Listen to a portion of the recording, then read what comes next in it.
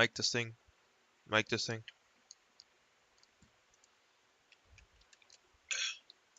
Mic this thing. Mic this thing.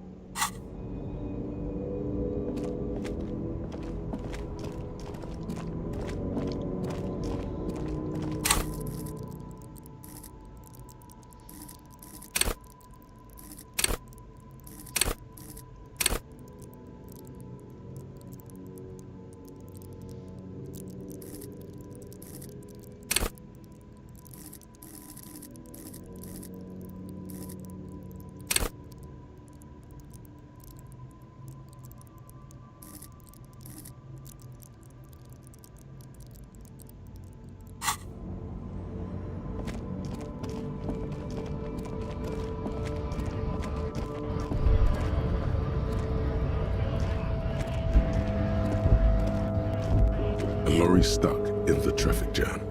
This big, heavy Grod-made machine is well kept for such an old machine.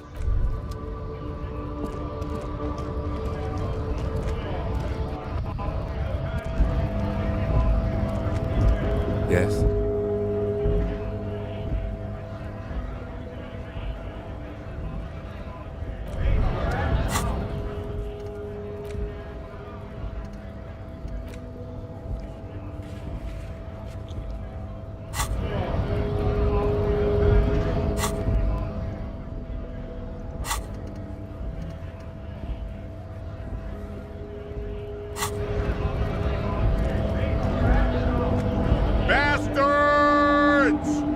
Have a right to work!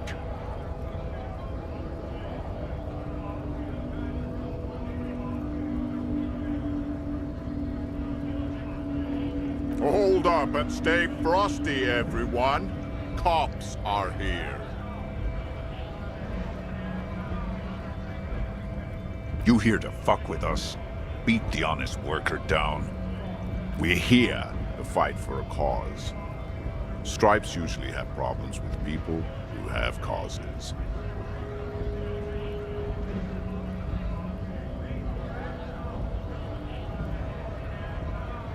Good. We're fighting for a cause here. Right to work!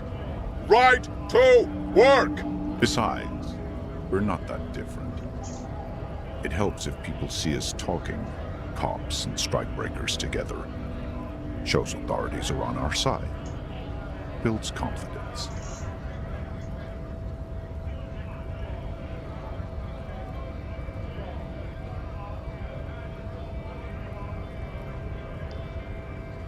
Might be time. Don't let the fat bastards tread on you. Cops tend to side with the higher-ups, but you're essentially still workers. I don't trust cops, but I can see you understand the right to work! Right to work! Rights of people, rights of workers, to have gainful employment, to make a salary, and feed their families. His manner of speaking is wooden, the tone of voice bland and uninspired, almost as if compiling replies from a set of learned phrases. Maybe you should ask them the questions, like why we're not allowed to make a living here. Shame on you! We have families to feed, you piece of shit. So do we, Scott.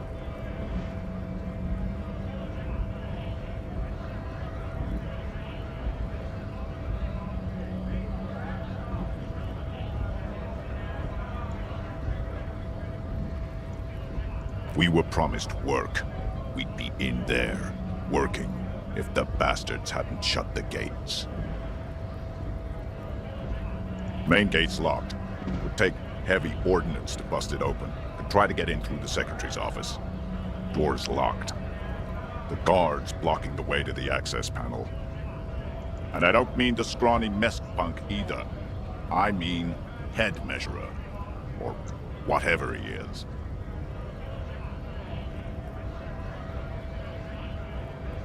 Huge Seminese guy standing up there on the overhead passage. Won't let anyone by. The access panel is right behind him.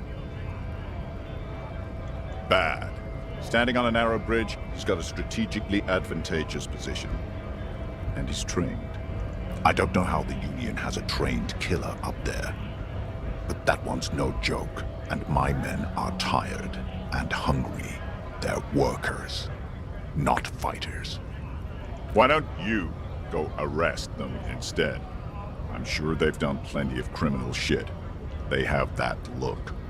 It would be better for the neighborhood if you went home, at least for now, if you can't get in anyway. No!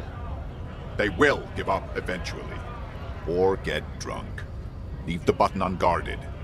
Then we charge. Honest men and women with rights to work, to be useful, not toys for corporate interests. We came here to help the harbor run smoothly in time of crisis. If Union fucks don't want work, they ought to let in those who do want work. I have a question. Why do all these men follow your leadership? You think they follow because I'm big and loud? No. They follow the rules of the market, the rules of the economy, because they were given a job to do!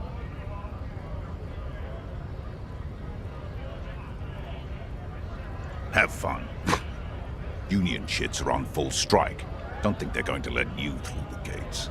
I'm trying to meet their fat boss. I know nothing about a murder. The mention of a killing sends a barely noticeable shiver of tenseness through him. Interesting. What are you talking about? I'm not tense. Yes, he's tense. Right to work! It's shameful. Cops doing nothing. You should bring backup. Open up the gates for us. Blockading gainful employment for workers is a crime. We are not picking a side in this just yet, sir. Pity. Let us work! You've been talking to him for quite a while now. Something is off with this guy. Ask him where he's from. What's it to you?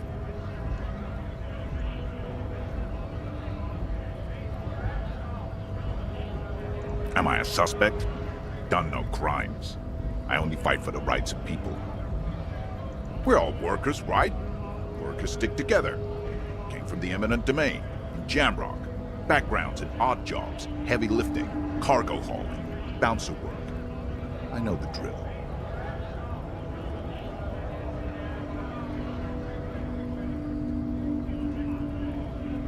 Worked at Territorial. Ring a bell?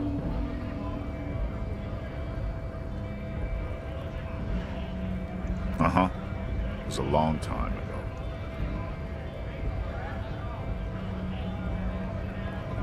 When a bunch of ungrateful, lazy cockroaches can't get their act together, decide to block honest work for other people. Beats me. They mumble nonsense about boardrooms and workers' rights, while we have the right to work! There's something odd in the way he carries himself. His set of clothing looks vaguely mismatched. The different pieces of the attire seem ill-fitting. His shirt is far too small and an unpleasantly tight fit, while the overalls, held up by a belt, seem to fit a man with much more corpulence. He ignores your question, choosing instead to turn to the emaciated workers, raising both fists in the air. The clothes are obviously not his. Silence is the answer. There's something off here, but he won't say what.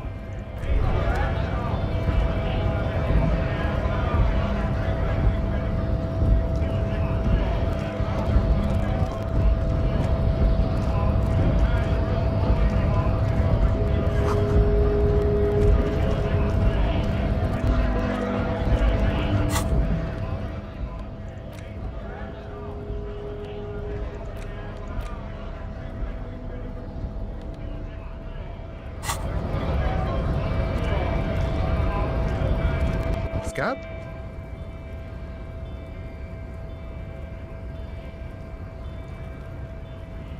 You're hazy on the notion of a scab. Smells like politics, though. Maybe it's got something to do with the flask he reaches for from time to time. A kind of a worm, content with mere survival. They come, they want to do our job for shittier pay, screwing over both themselves and us. Everybody loses. Beats me. Somewhere in the ground, I think. Gotta be bloody stupid or freaking evil to scab. Or I guess scared, maybe. But scared of what? Of who? Personally, I'd rather beg than scab. If the gentleman shouting on the street came begging, maybe they'd have gotten something.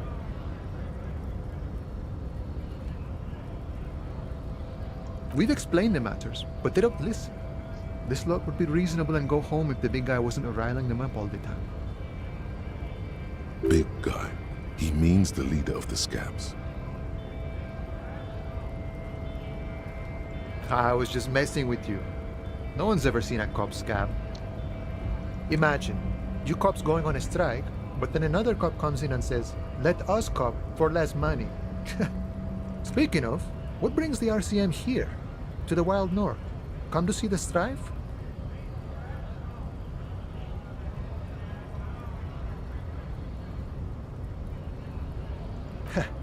The little boy had the good on his promise. To get me into trouble. To sick the pigs on me, pardon the choice of words, not mine. What happened? I was asked to look into that armor situation. Official union probe, you know. Track it down, see who took it. Did you? At first I thought, why not? Maybe the pieces can feed the strike. Buy us a few more days under the sun, you know? So I went to this boy. He said he'll make me his prison bitch. He's got eyes everywhere, the cop's in his pocket, and he's the king of Jamrock. Serves me right for doing menial footwork. I dropped that probe right then and there, and it still got me into trouble. One bad move is all it takes.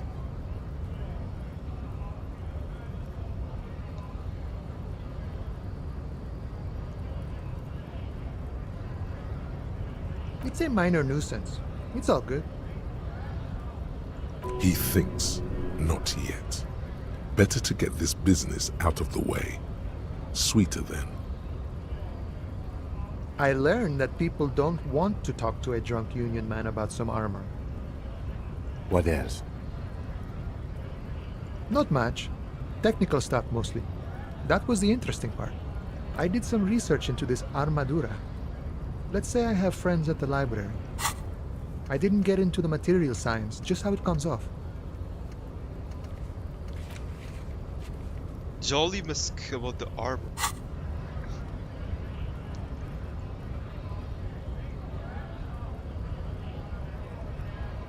How does it come off? In parts. 4 in total. The helmet was the first to go. The kid says he tore it off and kicked it into the sea. I believe him. The boots were still on the guy last I saw. Too hard to remove. So, as I count, there are 2 parts missing. The gauntlets and the cuirass. This is where I left off. Too much hassle. More like a job for some militia.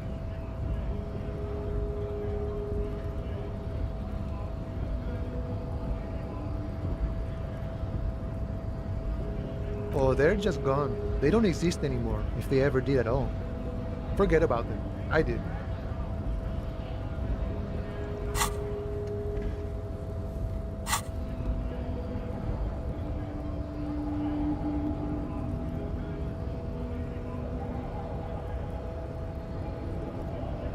All of it? There are junior officers out there, eager to prove themselves. I would leave some for them, and I would leave the boots to processing, but okay. Let's find all of it.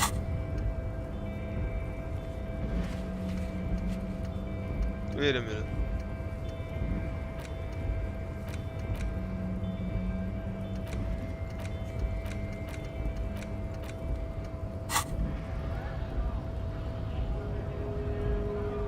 It's implied he finds it unlikely that you will succeed in this. And Mesqui's epic then, all across Martinez. I hope it will be a real bonanza for you.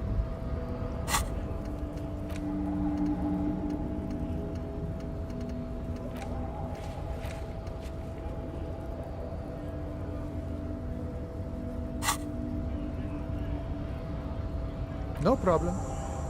If you see that kid, thank him from Call Me Mañana. Thank him for showing me the way.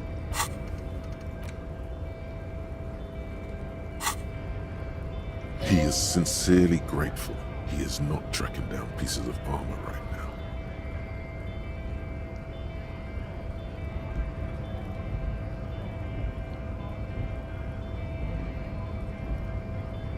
Murder, huh? That sounds like a lot of hard work. You'd never see me investigating a murder.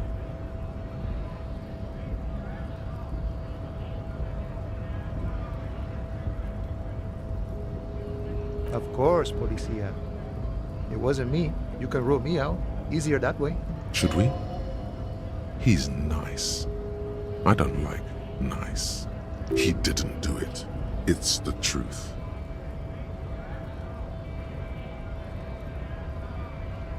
You know, serious business.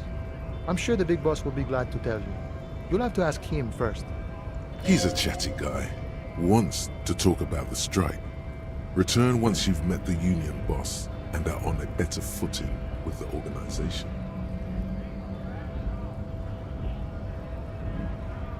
Body still hanging in the tree? Hey, that's a rough pickle. Can't help you with that, sorry. I'm not really an admirer of dead bodies. Might be someone else from the Union can render assistance. I don't operate in that capacity. I'm not a granter of passage. The passage grants itself. If it's so simple, why did the scab leader warn you of the guards blocking the way? Aye. Walk right past Measurehead and go in. Yeah, the 2.5 meter tall Semini supremacist there. Walk right past him, then press the button to unlock the door, then go past him again. Walk right past him, press the button to unlock the door. And you enter the arbor through the office. Está.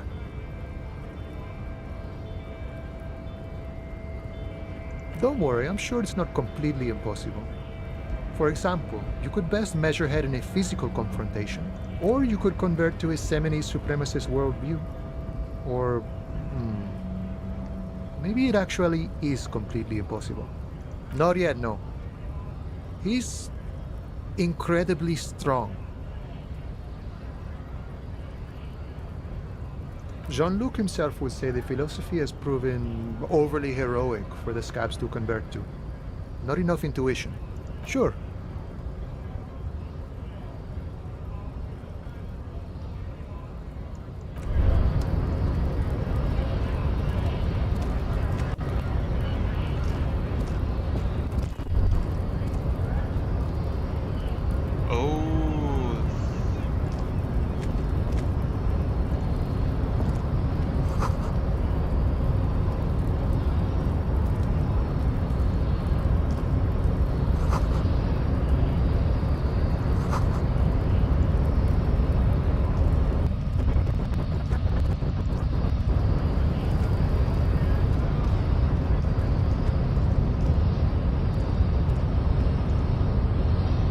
body betrays your degeneracy.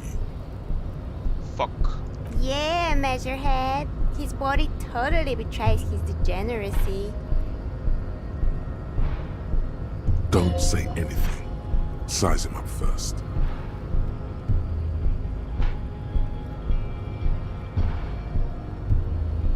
Are you admiring my morphophysiology? It must be frightening to stand in the shadow of this racial pinnacle. Be calm, Sandwich. You are not in danger, because you are not a threat to me.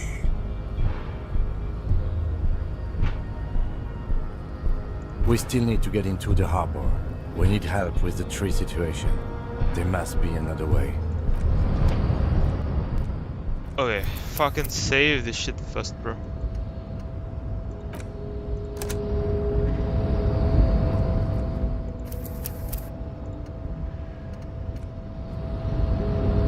Your body can... Don't say anything. Size him up first.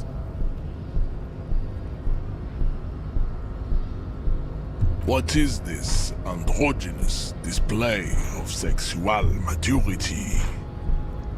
You hear your heart pumping, fast and irregular.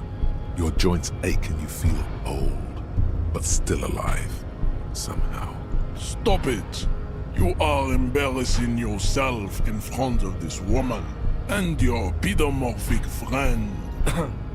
This display of weakness may appeal to older women with a stronger maternal instinct, but it is a liability here on Battlefield Martinez. Jean-Luc, his body is betraying his degeneracy pretty hard.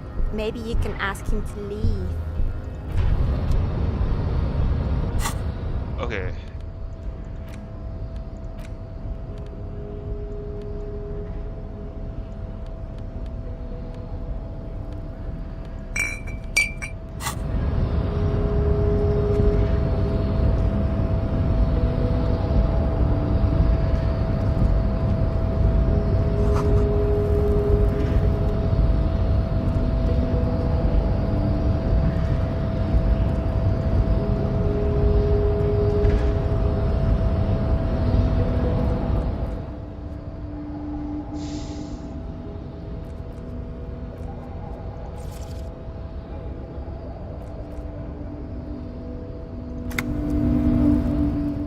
Controls.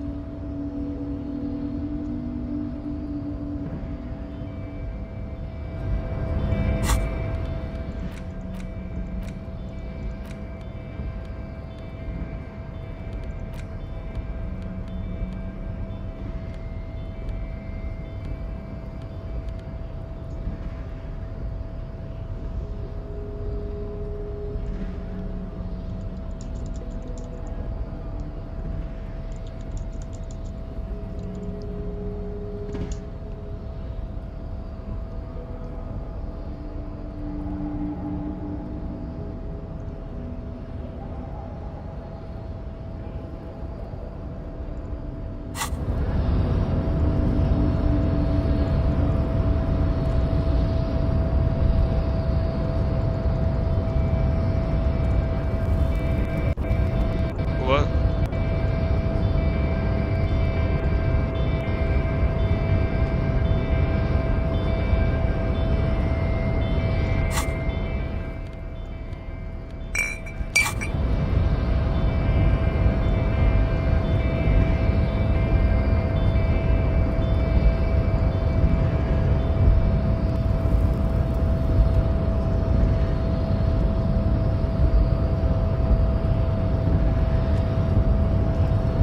How the fuck, bro?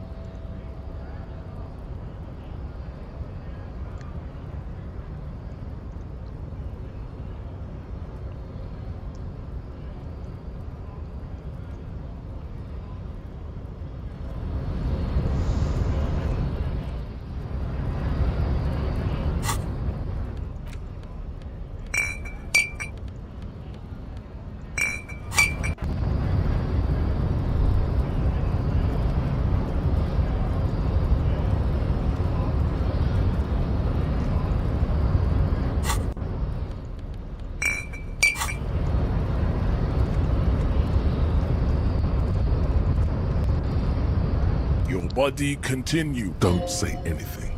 Size him up first. You have succumbed to Al-Ghul. You reek of it.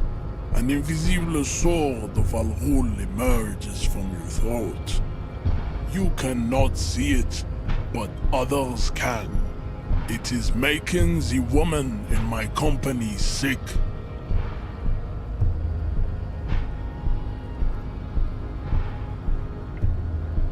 Yes, Al-Ghul. He means alcohol. Correct, my small skull servant. Al-Ghul is an ancient Ilmaran poison, a parasitic fungus that has colonized your race. It is a trick the desert pygmies played on you, for humiliating them and stripping them of their land.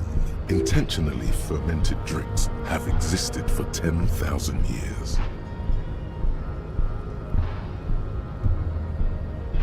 Your life and the life of your race revolve around Al-Ghul. It has everything to do with why you're here.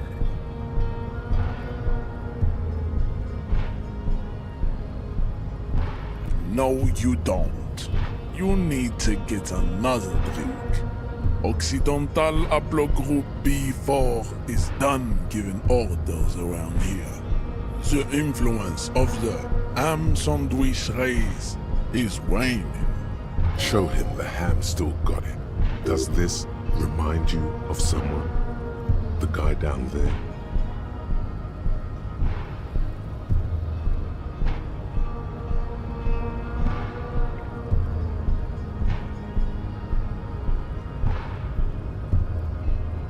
Look at my craniology. I am the pinnacle of my haplogroup. The pink blob is a bad example, even of yours. It saddens me. You were once a noble and powerful race. You gave the world eugenics, electricity, and powerful weapons of war like missiles and aerostatic aircraft. You made great gains in metallurgy, race theory, and statecraft. You dominated lesser cultures, like the deformed Hemians and the inexplicably potato-obsessed Khoikos. But now your ascent to the genetic summit has halted. You are obsessed with sadness and with frivolous pop culture. You will be superseded. Isn't that right, babe? It is, baby, yeah. You know it. There is a button right behind him, just out of reach. It must be the one that opens the door to the harbor. This man is not budging. Let's hope his superiors inside are more cooperative.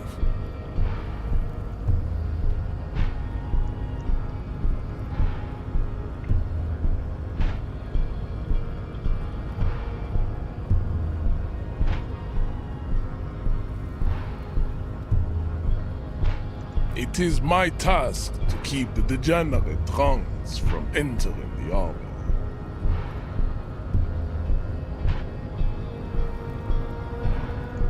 Enough with this begging. You should leave the stage of history with dignity by inviting the other races to a great world war. Bring your troops to the Simonine Islands and to Boogie Street, and we will pulverize you. When you are gone, we will build a museum for you. The walls will be lined with bottles of Al-Ghul, your beloved beverage. Inside, we will store the odes to homosexuality you call art, and your microcephalic skull. There may be a peaceful solution to this. You could internalize Mechet's race theory. He would take you as one of his own. Well, not as such. What you do with the mastery of advanced race theory is up to you. You could reject the findings, sure, or accept them and become an advanced racist. Don't be vulgar. white or not has got little to do with this. The race enigma runs much deeper than that. There must be some friction there. He's keeping it well hidden, however. Mr. Clare is a man of vision and means. He has the will to confront polycultural capital, something your race, naivistic communists, never did. Also, to serve is noble. It takes discipline. Your petulant individualism has only contributed to your race failure. It is lax and moronic.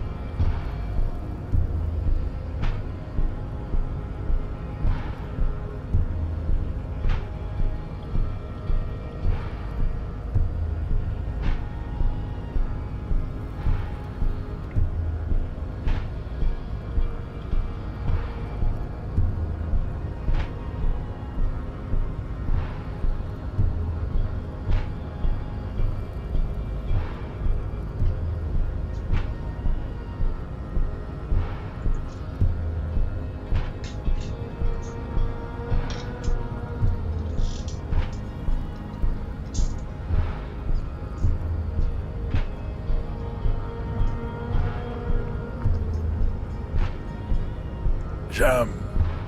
Individualism. You have gotten these ideas from degenerate youth culture, have you not? You have picked them up from rock and roll songs? Offshoots of the Seminoles people invented disco while having sex under the influence of cocaine. It is a shame upon my race. But what is done is done. I am not surprised you enjoy it so much. This has happened to many of the side products of the inevitable cultural victory of the Seminoles race. The South Island race, haplogroup A4A. We are the rightful masters of the Insulindian archipelago. We descend from the Areopagites of ancient Pericamasis and arrived here 4,000 years ago. Millennia before you. We are the future. That is all you need to know. I am a descendant.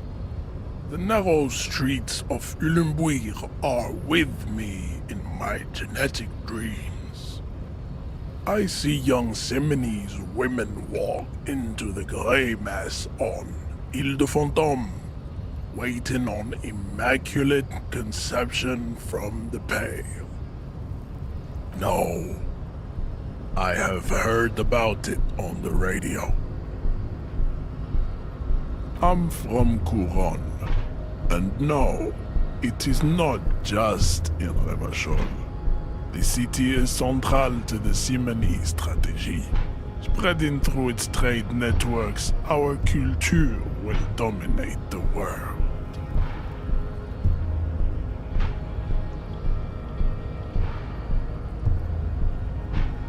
You have heard enough about our phylogenetic secrets for today. You have extinction to come to terms with. And never getting that dead body down from the tree. He does not so much as glance at the object. Stop showing me your pathetic cup. I have no interest in it. He had nothing to do with it.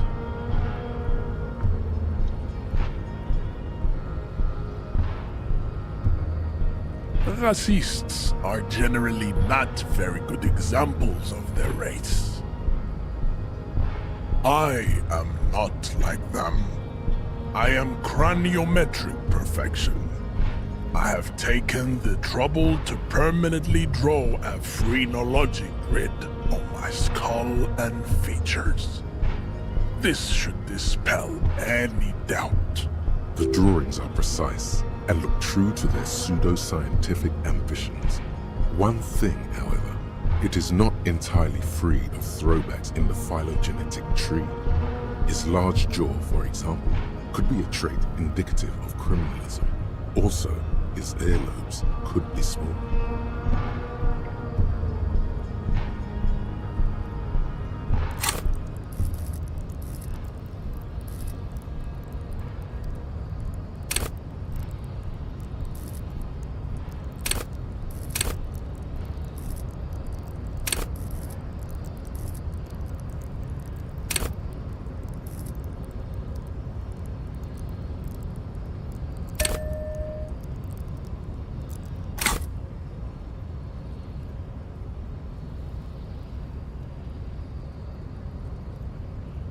The size of the earlobes is not a real craniometric criteria. Everyone knows this. Your earlobes are flawless, Jean-Luc. Yes.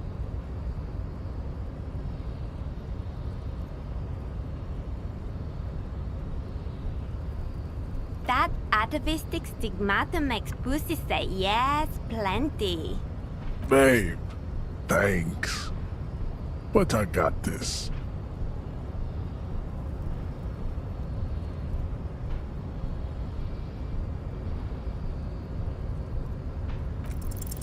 Go ahead.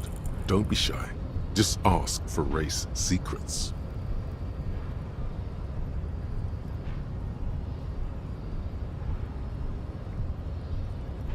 That's understandable. Jean-Luc Measurehead is a sage and an intellectual giant of race theory. Who are you, handmaiden of Al Ghul?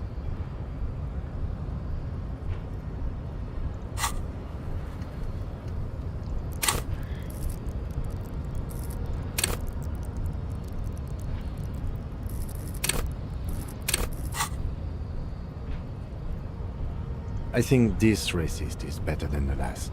But the next racist will be the really good one. That will be the...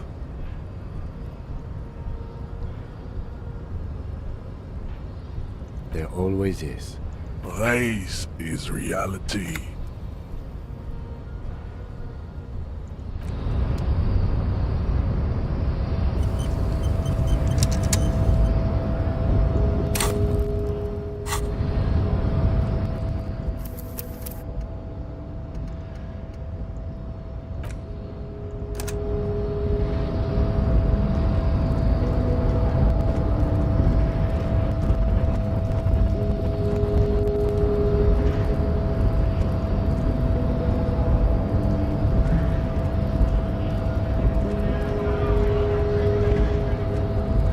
Hola, wandering man. How can I help you? Sorry, busy surveying the situation.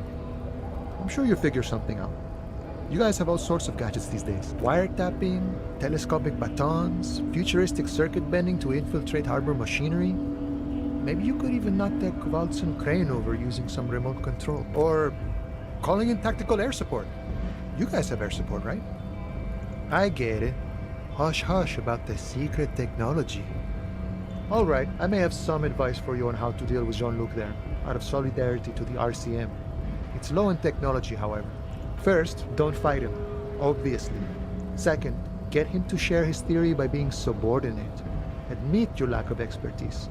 Basically, grovel. That's how I do it. You're welcome. Maybe that would work. We'll have to see.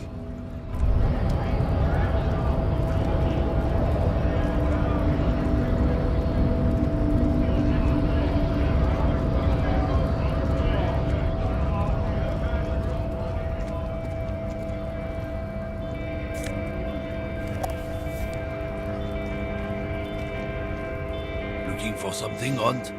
Come to tell me to fuck off again?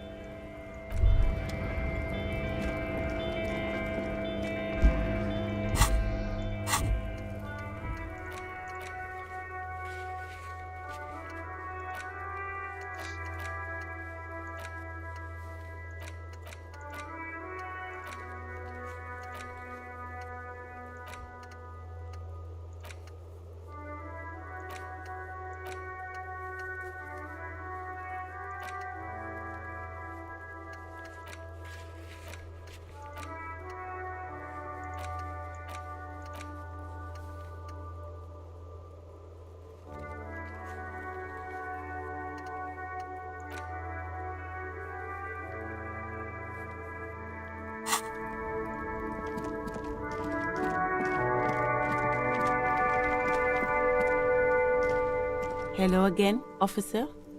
How are since the street signs messed up? Okay. What do you need? It's just water. No, actually, I think they call it the Martinez Inlet.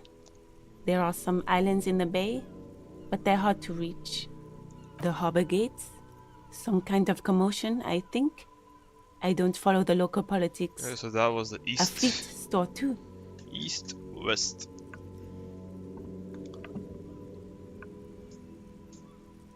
And the above is south, I guess. There's the pier, the Cape Side apartment buildings, some more tenements. No. Not a lot, really. North. Okay. Some shops and a bridge. The canal bridge leads to the coast, but it's broken, I think. Some kind of accident, probably. Just coast. There's a little fishing village there, and a fish market. But that got closed down ages ago. No problem.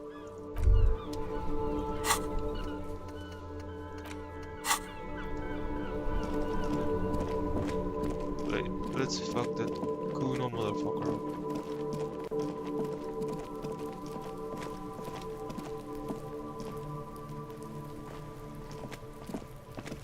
Fuck does Kuno care? So?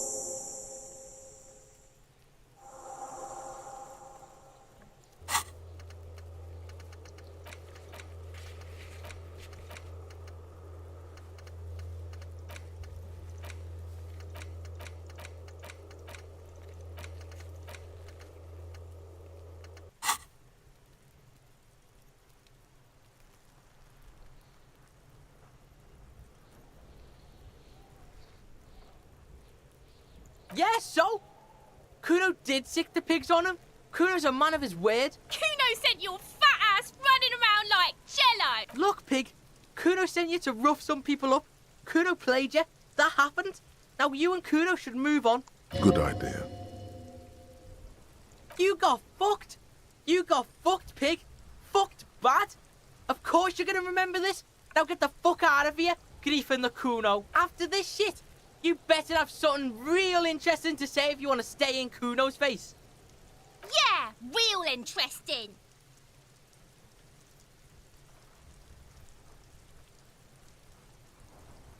Kuno doesn't fucking...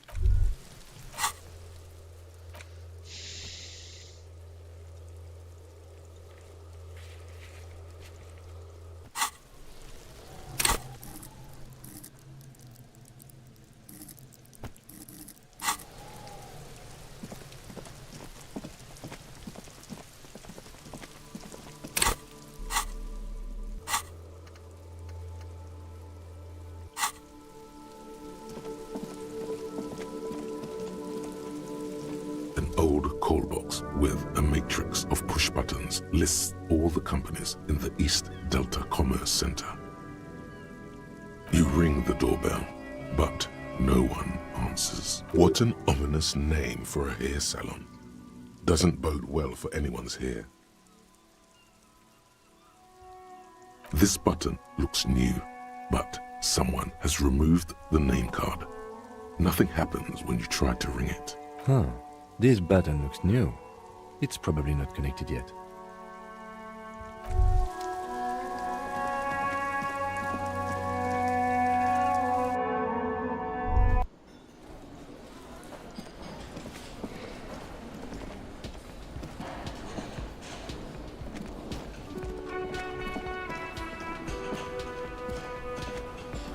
Can I help you?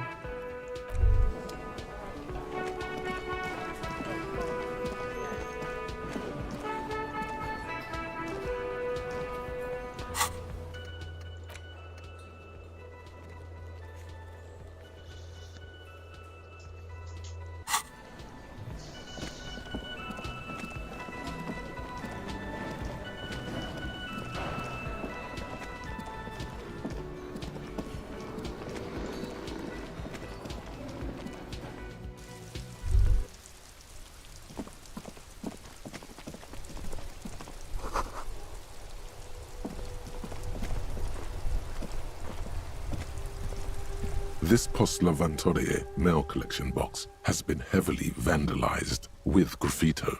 A closer inspection reveals 2 bullet holes in the front.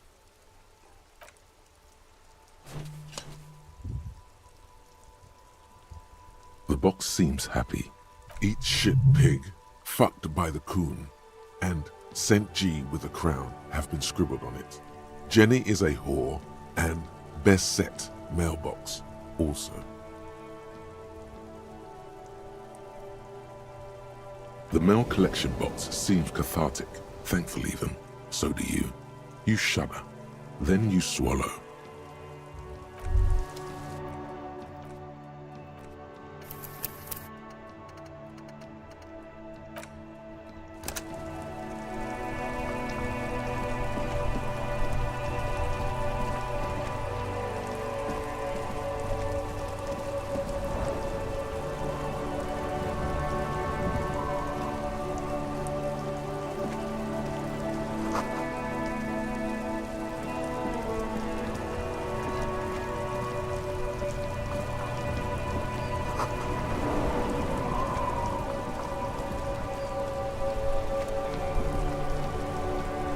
Have you no shame? Whining about your back every time you bring out the measuring tape. René, you're a man with a fork in a world of soup. Please, let's just try to enjoy the game, alright? I'm trying to, but you keep breaking my concentration. You're old. I can see that. We're both old. Now stop grabbing your ass like it's a girl.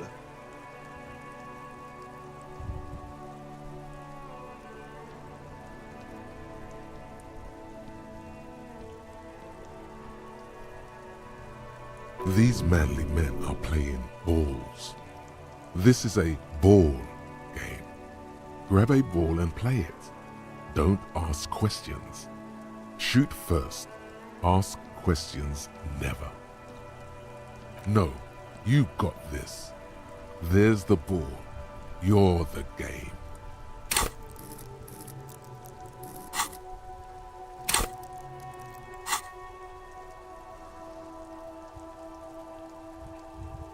See? Your munching and complaining have ruined my concentration. Ah, mon Dieu. The pain in my back is unbearable. I can't even say if it's in my back or hip anymore. Feels like it's in both. I hope you pass out from it, you goddamn jellyfish. Men like you are the reason this nation is sinking.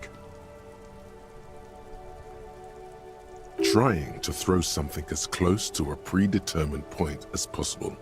Measuring. This must be the age-old game of petanque. Shush. Ignore them. They don't know what they're doing. They're old. You are letting down yourself and the team. Get in the damn game already. Doesn't matter what team. Pick a team. Any team. The blue team. You're letting them down. Get in the game and throw the goddamn ball. Eyes on the ball, Dinky Winky.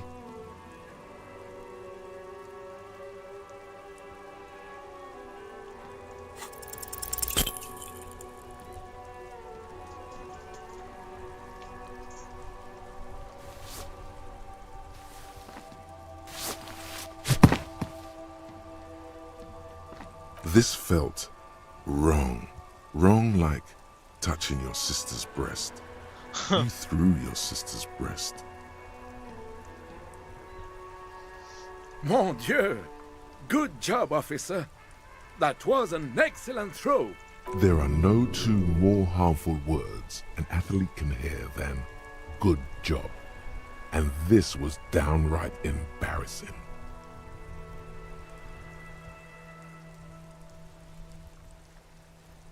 Your muscle memory knew what to do and went for it, but there were gaps. It felt like you were going for a thrust or a lunge. There was definitely gonna be jumping. Maybe you scored a point, but this is a fiasco. What are you talking about? You just executed a pretty much perfect petanque throw.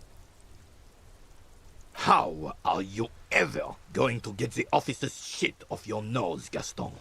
Or even climb out of his ass?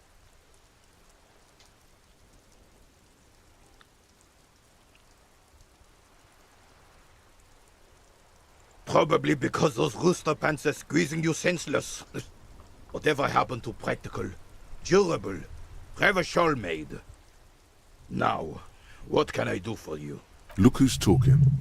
That cockatoo uniform must give him a real advantage when fighting in the circus. Yes, officer.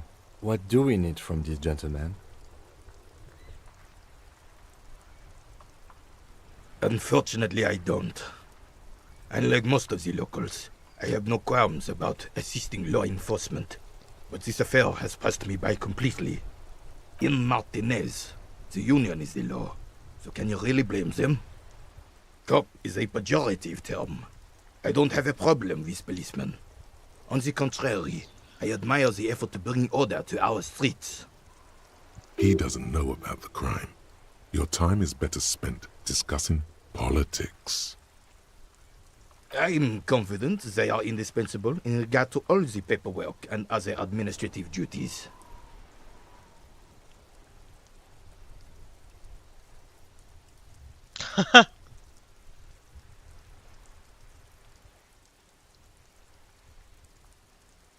No man can afford to turn his eyes to the horizon if his rear isn't secured. If the womenfolk take care of that, then men can tackle the bigger issues.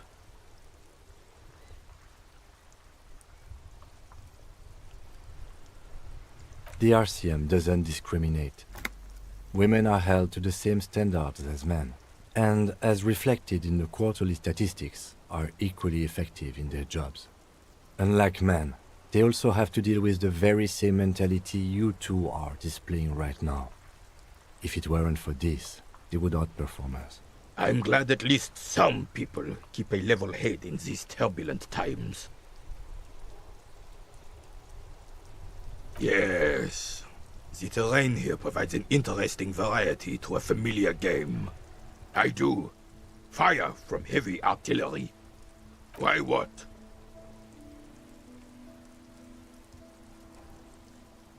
Because that's what happens when communards hijack your country, execute your supreme leadership, and turn your capital into a slaughterhouse. You use heavy ordnance to clean up your home. Commies, communists, socialists, anarchists, call them what you like. They just chose the name to feel special. Senseless sentimentality. Sadly, no. It was the foreigners who brought them to their knees. We fought valiantly. Too valiantly. So valiantly we got licked. Should have fought dirty, like they did with their suicide sex cult propaganda and mad anarchist women strapped to shrapnel bombs. We didn't though, and we lacked caliber. God bless him, but the suzerain's cannons simply weren't big enough. It was probably a bit more complicated than that.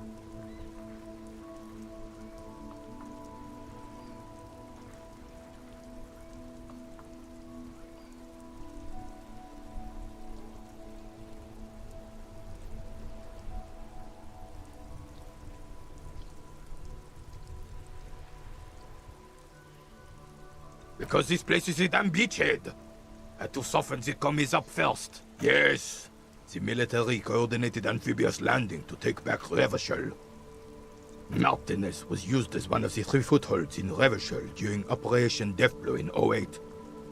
The other 2 are off in Stella Maris and the Delta.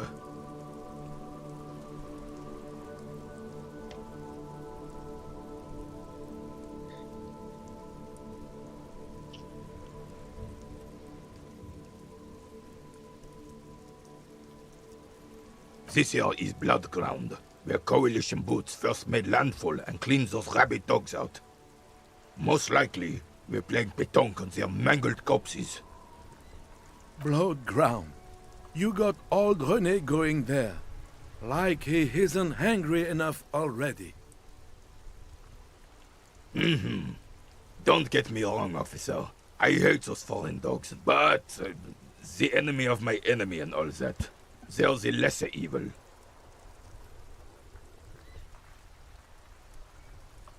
Damn right, son. They lit the fire of hell on the city before they stormed it. And it worked, too. The rest of the city got cleaned up, but Martinez they keep as a monument. And now the Union Socialists are practically running the place. Well, it's your own damn fault. You, we, the coalition, Revachol, whoever you want to blame, never finished the job. Officially, the party never surrendered. Of course they still all influence. You don't even begin to truly understand the players on the table, let alone the specific circumstances surrounding the... What do you think? Thinking men have opinions on these things. Present one.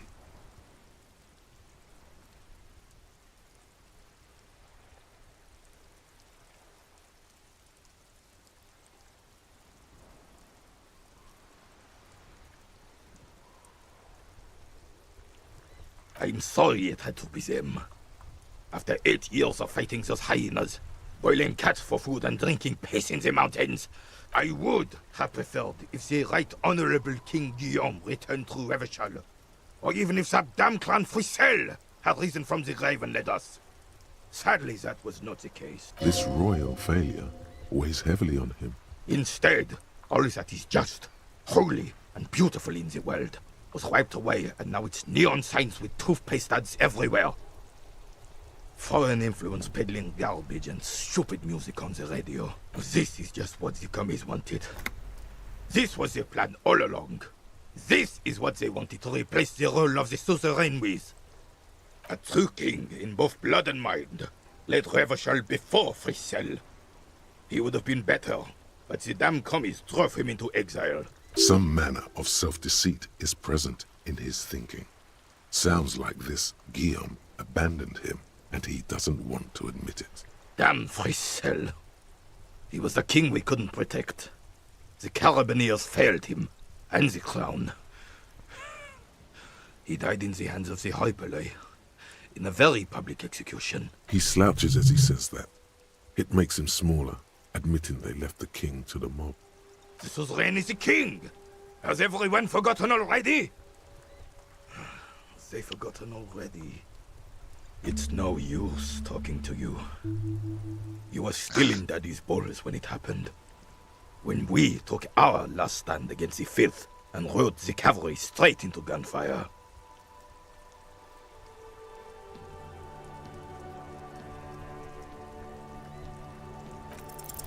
As René turns from you to his partner and back, the medals on his chest rattle and glare. He keeps his spine straight and his ribcage lifted, displaying them proudly. 2. The larger one is shaped like a cross, while the smaller medal resembles the sun. A crowned head in front of 2 crossed rifles. The medal hangs from a blue striped triangle. It's the Croix de Bravoure, Cross of Valor. The cross was the highest battlefield decoration in Suzerain's armed forces, awarded for exceptional bravery in the line of duty, in service of King Frisel I. A small blue star inside an orange sun. It has the word Valiance written below. The setting sun was a decoration used to distinguish seasoned combat veterans in service of King Frisel I during the Revolution. For bravery. It's a conflicted topic for the old veteran. There must have been a number of controversial episodes in his service days. For doing my duty in the heat of battle. For looking my mortality in the eye. When men like Gaston here hid in the bushes and shat themselves.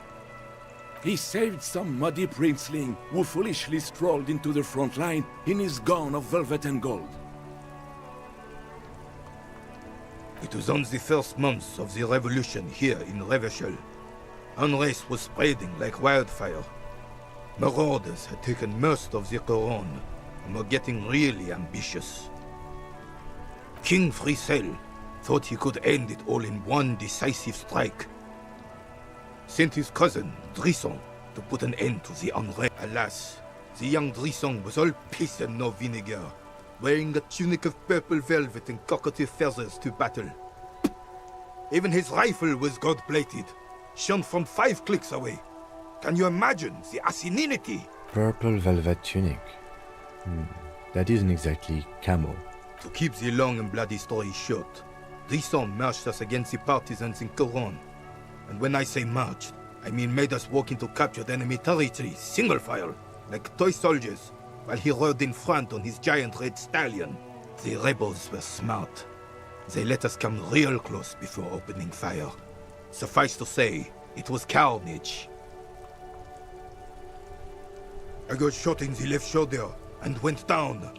Just a flesh wound. But just as I turned over, the prince fell into the mud next to me. He was missing his lower jaw. Then his horse, driven mad by the noise and smell of gunpowder, stepped on my leg and shattered my knee. Damn, bro. Hang on to the story. Veterans get sentimental after such retellings. This might yield something useful. I grabbed my sidearm and shot the beast in the head. Then everything went black. Capitaine Arnoux, le fléau des chevaux. The bane of horses. When I came to, it was all over. It was just me and Jolas Tresson, gurgling in the blood-soaked mud right next to me. The Dink had taken numerous flesh wounds and lost a lot of blood. But despite missing his jaw, he seemed hesitant to die. Tougher than he looked, that one.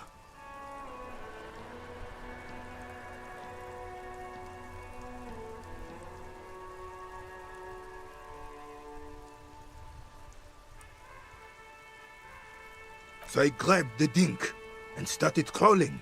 Kept going until the 59th Cavalry picked us up.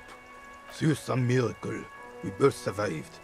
And the joyless freak convinced Frissel to give me a medal for not leaving him to die in his own blood.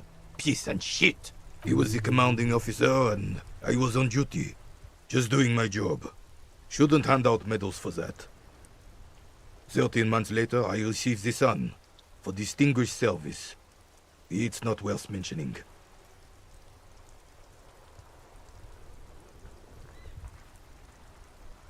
You sense he's downplaying it. He did a lot more than his duty. More than anyone's duty. It's in his spine, in his billowing breasts, and untarnished self-worth.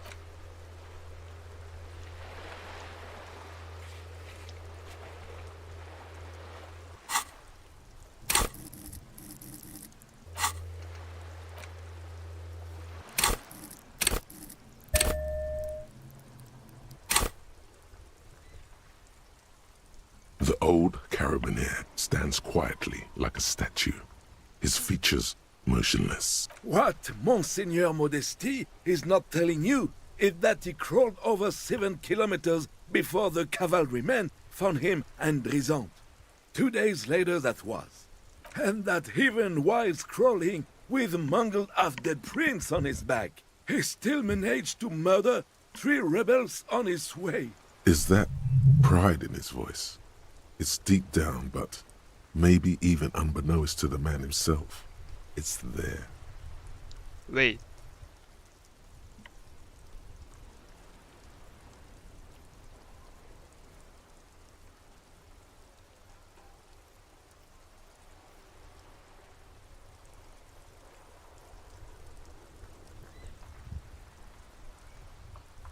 Sorry, officer, but you're reading me all wrong.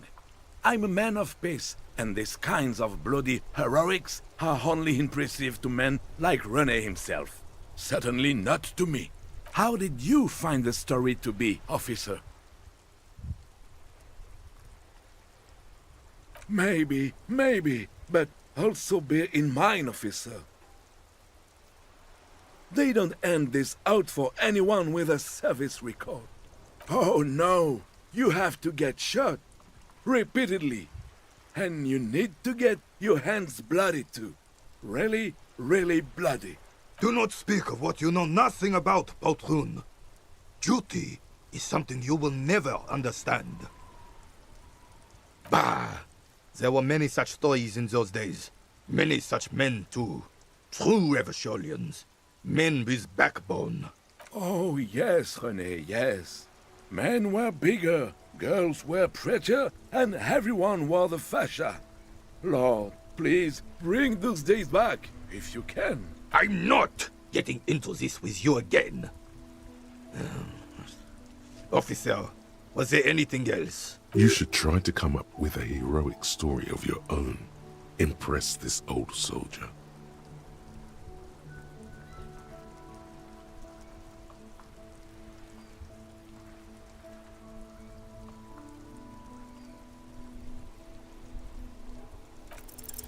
Go long, go deep, go unconventional.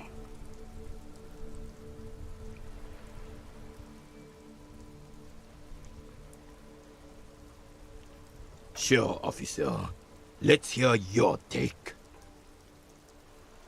I'm not following you. He'll get it.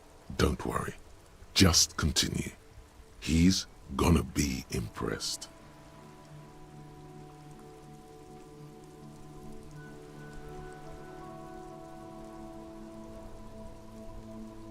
The man stares at you, silently frowning. The carabiner crosses his arms and spits in the crater.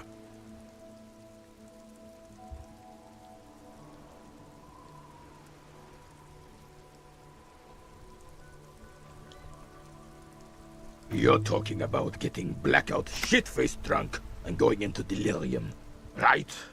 The lieutenant looks up from his notes and nods to the old carabiner. How so, then? His tone is like that of a drill sergeant addressing new recruits.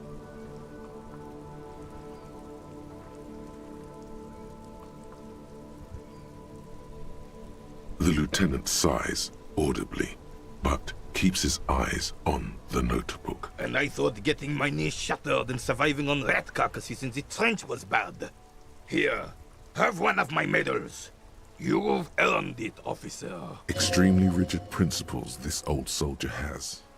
Don't leave room for a change of heart or backing out. The medal is yours. The veteran of numerous armed conflicts extends his right arm with the setting sun in his clenched fist and an expression of utter disbelief in his eyes. Flashes of bloody and terrible scenes of war. Men dying, horses shrieking, blood sinking into sand and snow and asphalt and fertile black earth. All of this accompanied by a musical composition telling of heroism of old, when men were bigger in both body and heart. You feel strange kinship to this old soldier. You and him are the same now. Was there something else you wanted to take from us? I don't think there was anything else I wanted, was there? You got the medal. Now let's solve the crime.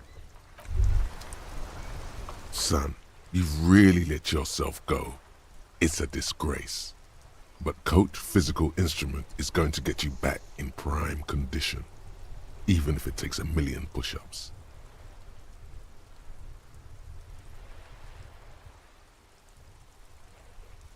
Does a master swordsman insult his own blade? No. I'm going to turn you into an athletic benchmark, you big pussy. It's going to take blood, sweat, piss, and tears. But when I'm done with you, boy, you will be a master athlete. When a man sets his mind and body on something and gives his 110%, he is sometimes going to piss himself.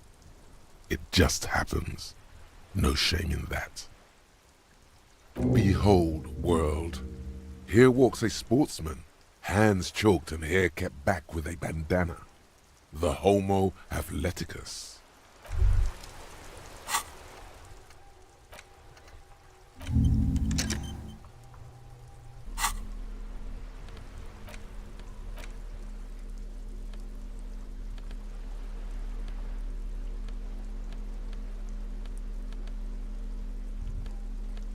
Where the fuck am I supposed to wear this?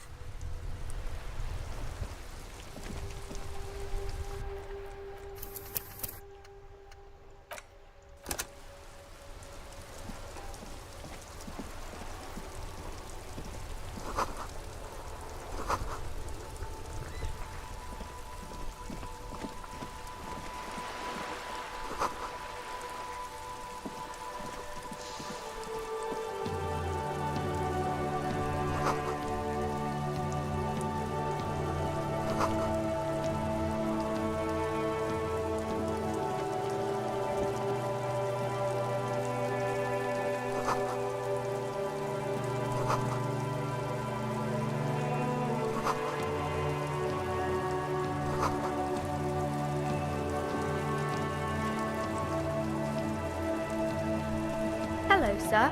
Step right in. The store is open.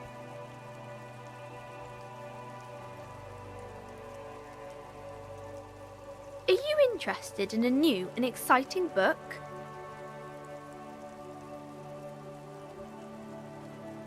It's a bookstore, sir.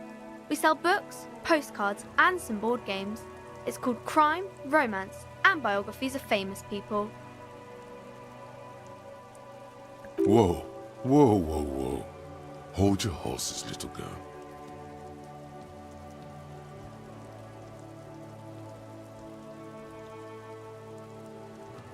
Board games are like little games on a table, made to pass the time. There are several different ones, but sailors here mostly buy cards. My pleasure. Anything else you'd like to know? Okay, sir. I'll try to answer any questions you have. I hope they're about books. My name is Annette, sir. My mum, her name is Plaisance. She owns the store. She's inside minding the register or organising the stock. Feel free to step in and browse our wares. I'm signalling that the store is open. Otherwise, people might not know. They'd miss out on the crime, romance, and biographies of famous people. A sudden gush of wind turns the pages of the books on the counters. She covers her face, smiling. But she's cold. Kind of you to offer, sir. What could you do to help her anyway? Thank you, sir. I'm happy to help Mum out with the store. I do my studies at home at the moment. I have to help Mum keep this place running. Mum says it's necessary to do both because it builds character. Mum says a proper worker is dutiful. That's how you get ahead in life. You succeed. There is stress and unease behind these words. She's reciting etiquette. Mum says it's peachy. She was a little afraid at first. There's talk about this house being cursed.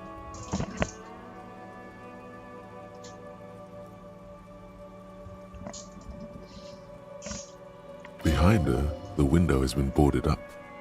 You sense the boards creaking, twisting for a second, and some kind of doubt in her tense shoulders. Cursed in the way that makes them say that no business has ever really thrived here, sir. That they all go... Exactly, but we've been doing fine so far.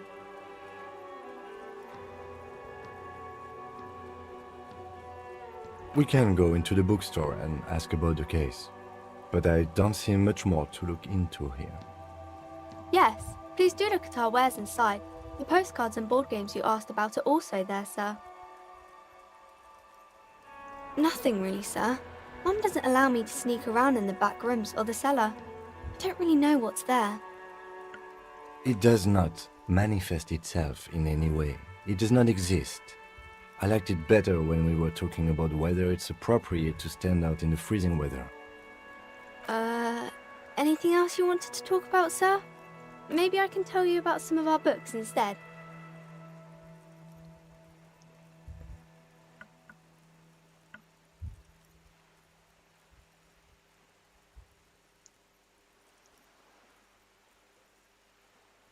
Crime fiction is about murders or burglaries or things like that, and the work of a policeman or a private detective who's trying to solve a crime and catch the criminals. And it's kind of like a puzzle too. You can guess who the criminal is or how the good guys are going to catch him. You don't look much like a policeman. Didn't mean to offend, sir. Sorry, sir. It's just that you don't look like Dick Mullen.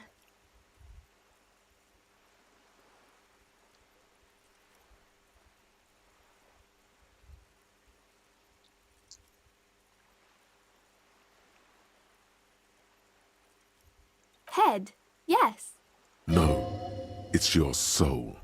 Your blue soul. Not head, child. Heads.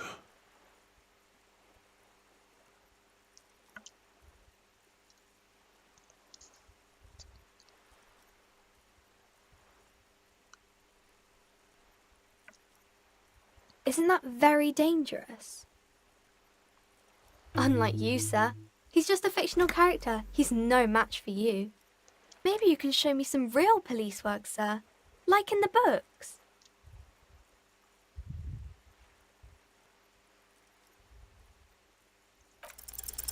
The girl keeps her hands folded, hidden. Why is that?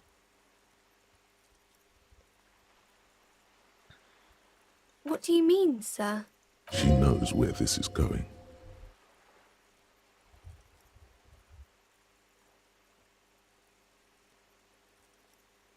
She looks around anxiously. Her hands remain folded in front of her. She doesn't want to show them.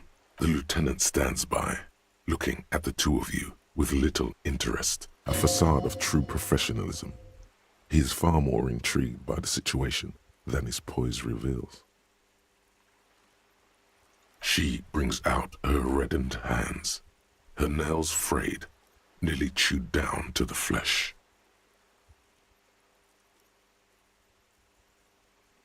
And you knew this from me keeping my hands folded?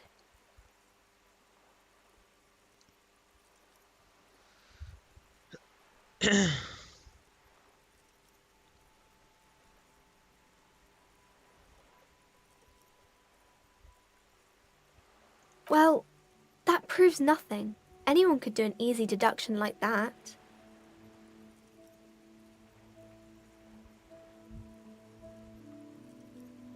You're quite sober.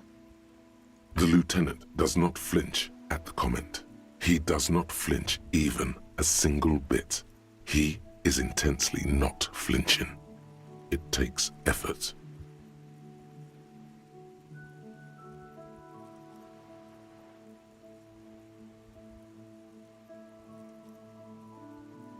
I sure hope you are, sir. There she stands, swaying on her feet, assaulted by the early spring breeze. She smiles at you. The whole situation suddenly feels familiar. Somehow, there's something you're missing.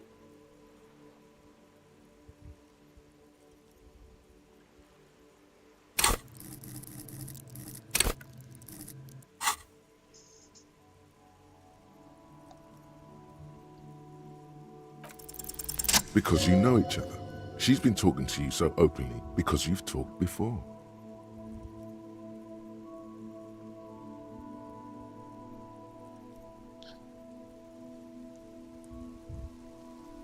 Yes, I stand in this spot all the time. You've been running around all week without your shirt on, sir, apologising to everyone.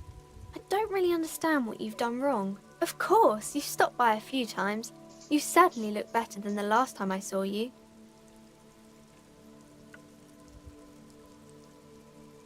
Yeah, I can see. You don't have party eyes anymore. Party eyes?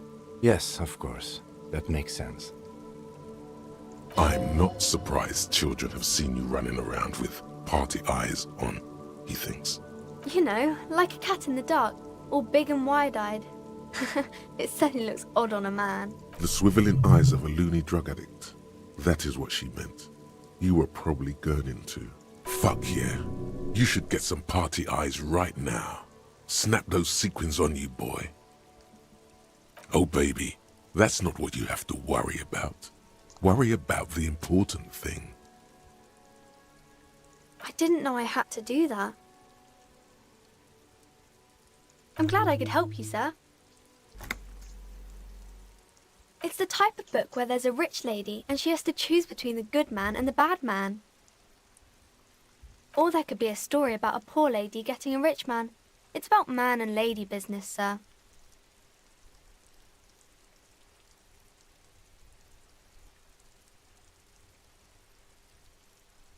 I haven't read many of those. Maybe you should ask Mum.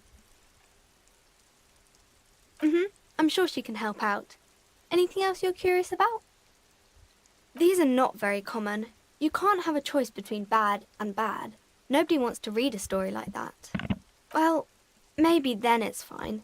Maybe if the lady then decides not to pick either, because she doesn't need a bad man. Yes, that would be interesting. It happens, but usually the guy gets rich in the process. Or should actually be rich himself, but has lost his family property unjustly, like during the revolution or something. Those are unhappy books, for most of the pages. People sad about what they have lost, but then it all turns out just fine in the end.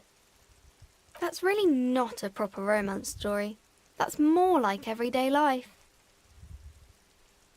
Not in romance books, sir.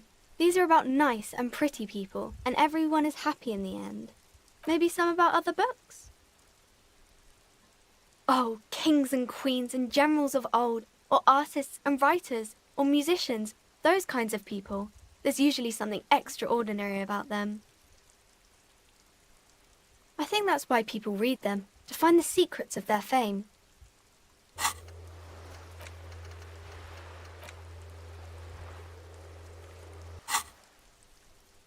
Seems like most people who read those books fail to get more famous from reading them.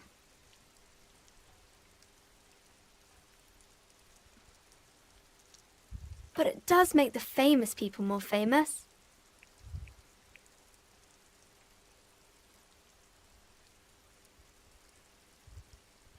Why would they do that, sir? That's so cool. Maybe they'll make you a book cover picture and everything. Standing over a dead body, holding a gun.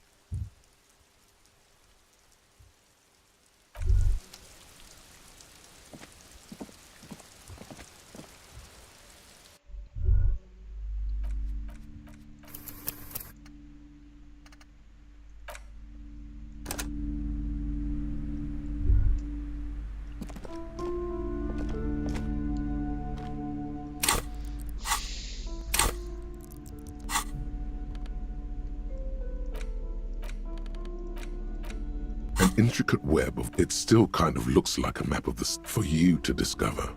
You've gotten us gone.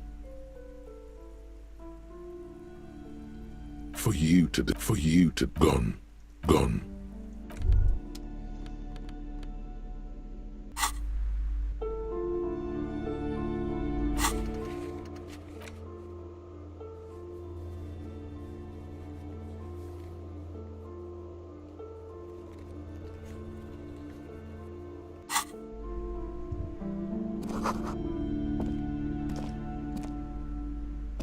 The display rack is brimming with worn paperbacks featuring an extremely muscular, sword-wielding barbarian on the cover.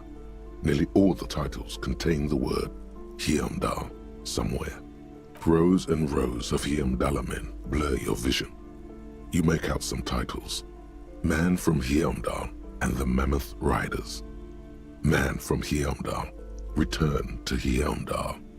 And the solipsistic Man from Heimdall and the Heimdall Man. Maybe 100. Man from Heimdall and the sages at the end of the world. Man from Heimdall. The display rack before you is burdened under piles of Man from Heimdall novels. Nothing of interest. Only silence and the cosmic background pain radiation. Oh, Man from Heimdall. A very popular series of adventure novels. They're awfully immoral and violent books. Blood and violence, scantily clad women, epic narratives, all those mystical things he encounters. They're bound to grab those with little imagination and nothing to do. What does it matter? They're all the same. However, the customer is always right, they say. If you're a novice of the series, I'd recommend Heimdallaman, the Man from Heimdall. It's supposed to be a good introduction to the series.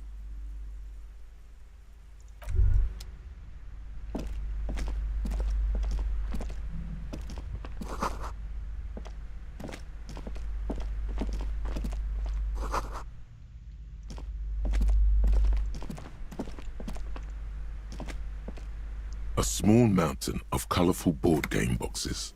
There are numerous types of games for all ages. A lot of shelf space seems to be taken up by Wirral-related merchandise. An endless variety of source books, lore books, and codices litter the table. The topmost book is titled Welkin Compendium, 2nd edition. There's also a large hardbound tome with intricate cover art, The Hunters of Catawak, Boreal Creature Compendium, and a Pick Your Path adventure game book titled Tales of Wirral, Cavern of Velkrag. Books in a board game section? Who wants to read books? There's a box that says Wirral, 3rd edition. That price is steep, but then it's the 3rd edition mega setting supplement, so it makes sense.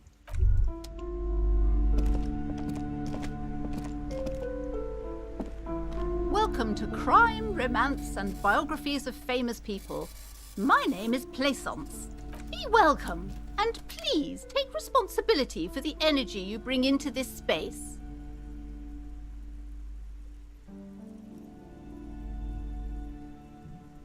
Sir, don't be ridiculous. I certainly will not give you money.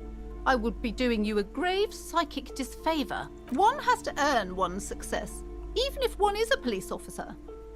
Handouts are nothing but manipulation. All they do is make you dependent. Certainly there are good things to be said about dependence.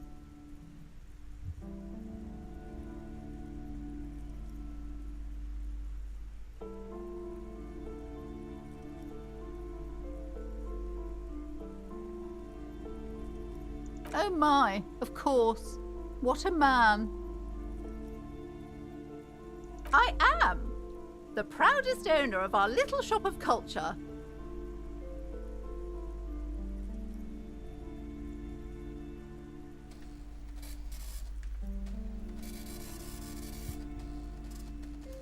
Annette, yes, my daughter.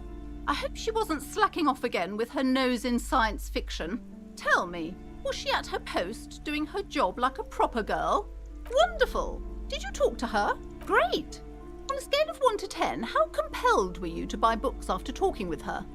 Her opinion of her daughter depends on how well she lured you into the store.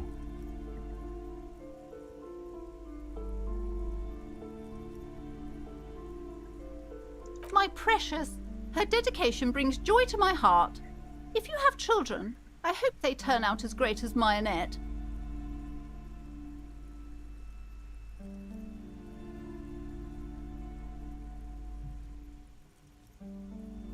God, I've told her not to do that. It's such a disgusting habit. She'll get over it.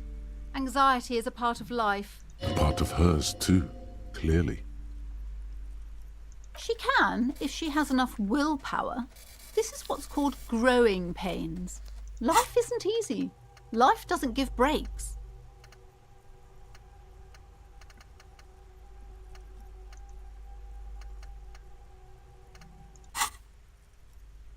Come on, ma'am. It's obvious she can't do anything about it. You are placing an unnecessary burden on a young child.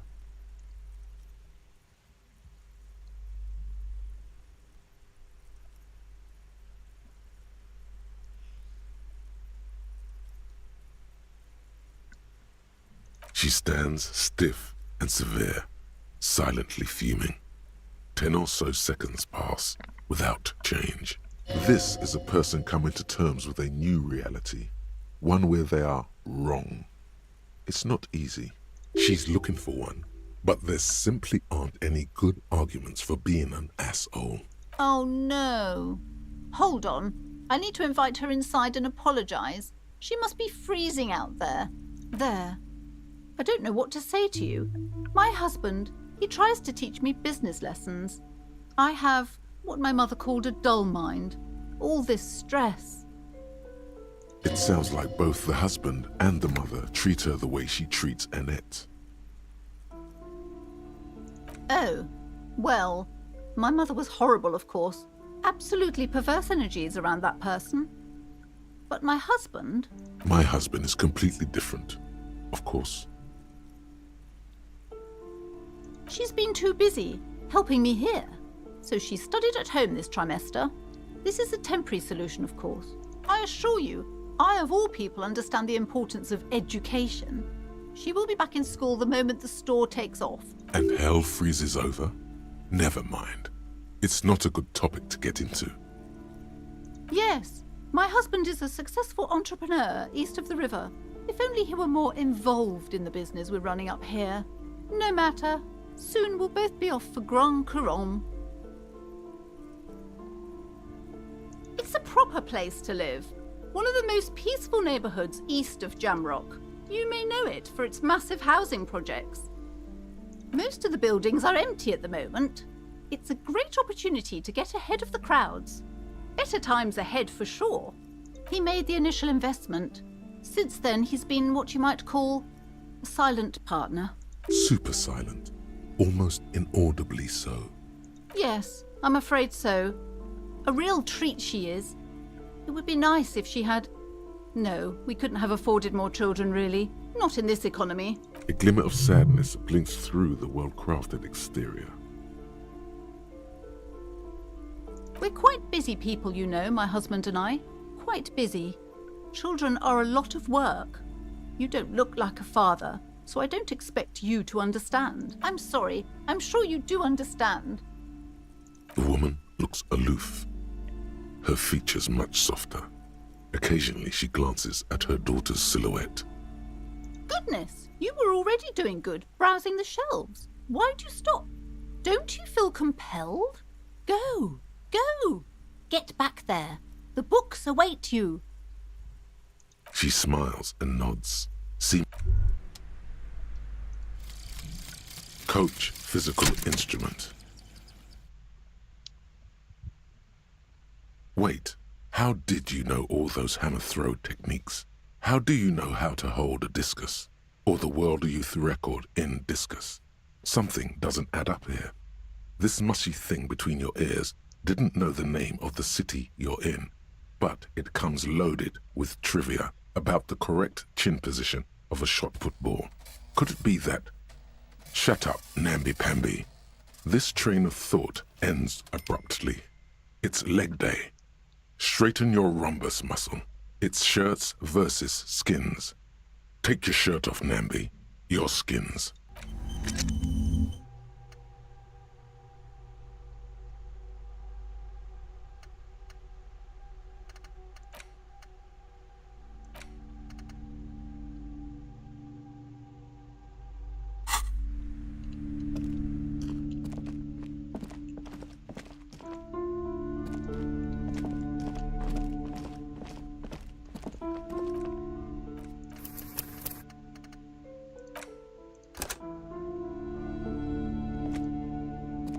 These shelves are overburdened with books from the same series. You see the name Dick Mullen over and over.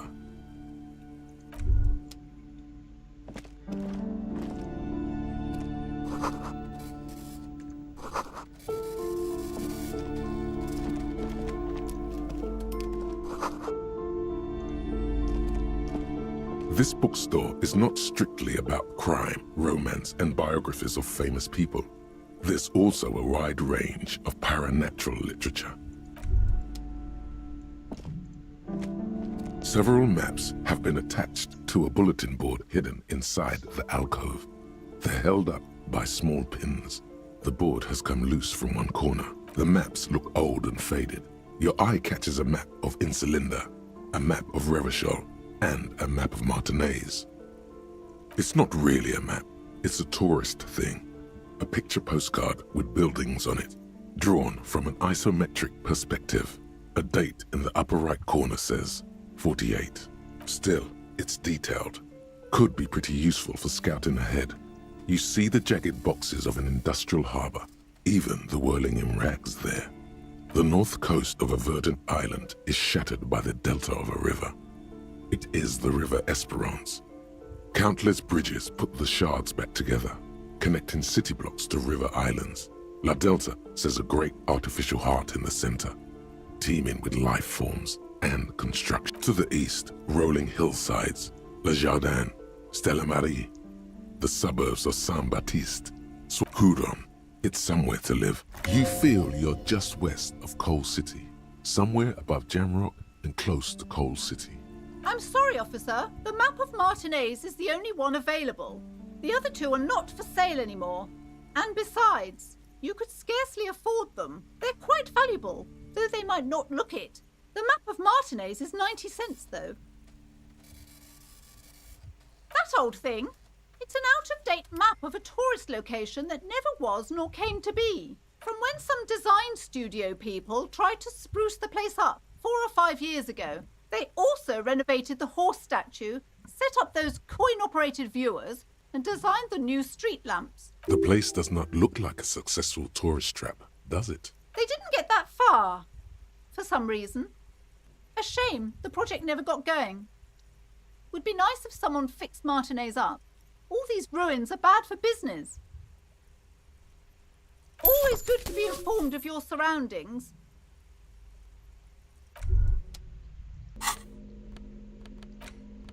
The worn map features the patchwork grid of the streets of Martinez. Your finger moves through the various streets, across Rue de Saint-Ghislain and Rue Saint-Cypar, finally coming to a halt on the spot where you are currently. For a more detailed view of the map, go to your journal and select the Map tab.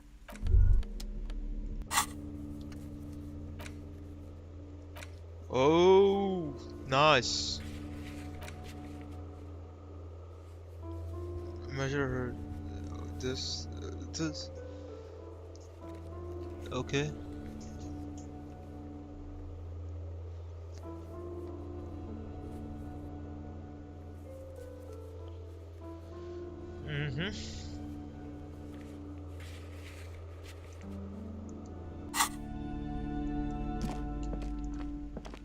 The plaque on the shelf reads, Biographies.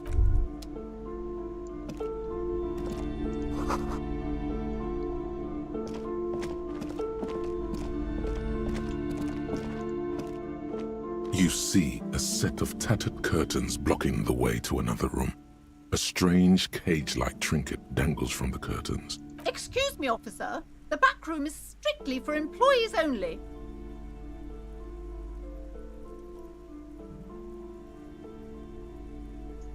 Nothing. Now please go back to browsing the books. Don't you feel compelled to look at the books? The books are all you care about. She speaks almost as if she's trying to put a spell on you, urging you to buy more books. Oddly enough, the more she tries to draw you away from the curtains, the more alluring they become. You see some kind of charm, an irregular polyhedron assembled from bones, sticks, and straw. Inside, a disturbing fish head with empty eye sockets stares at you. Aside from poking at it suspiciously, there is nothing else to do with the fish head charm at this time. The curtains remain shut before you. Just as you're about to pull apart the curtains, the petrified voice of the shop owner cries out once more. Sir, don't touch that. I told you it's off limits for the customers. Parapsychologically speaking, we're dumb if you decide to open them. I won't be held responsible for the consequences. It's too dangerous. She looks away, mumbling. Why is everyone always messing with the curtains? Why can't they just buy books like normal people?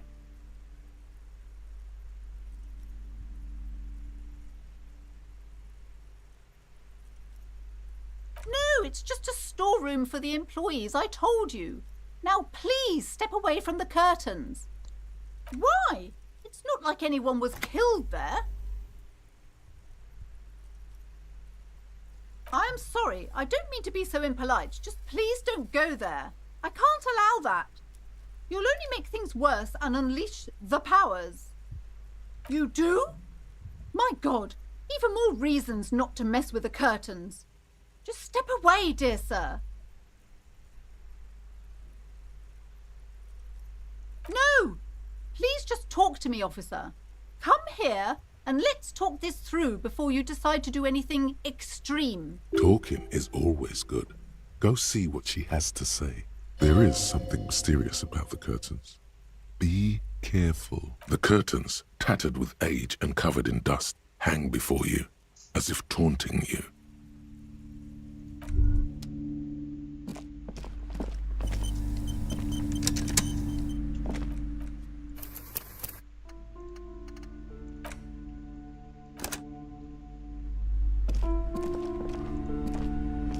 sorry, sir. I can't talk right now. I'm very busy with my homework. I have so much homework now. You just can't win. Out of the rain and into the gutter. Math. It's really difficult. Like, really.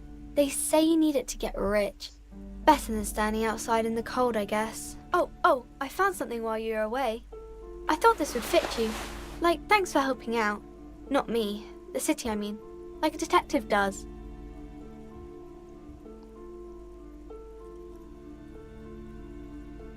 Just what Dick Mullen would ask. I got it from behind the curtains. I'm not really supposed to go there. Yes, just like the one Dick Mullen wears all the time. You'll look way more serious with that. Right, I have to get back to my homework now, before Mum notices. Man, this is hard.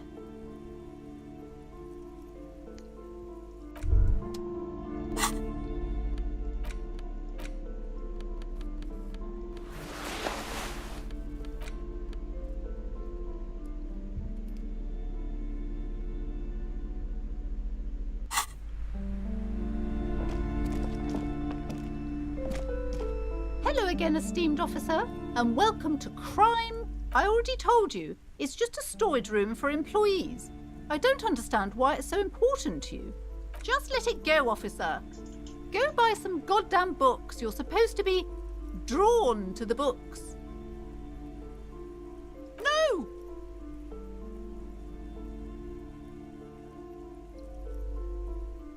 Okay, fine. It's just because this place is cursed. Just like everyone said. They don't call it the doomed commercial area for nothing. Are you happy now, officer? Happy that you've ruined everything?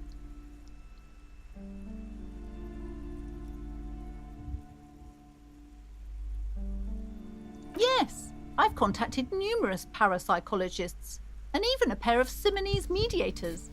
They provided me with the wards. The wards help to keep the doom at bay and protect us against the darkness that lies further in the building, even though now I fear it's not enough.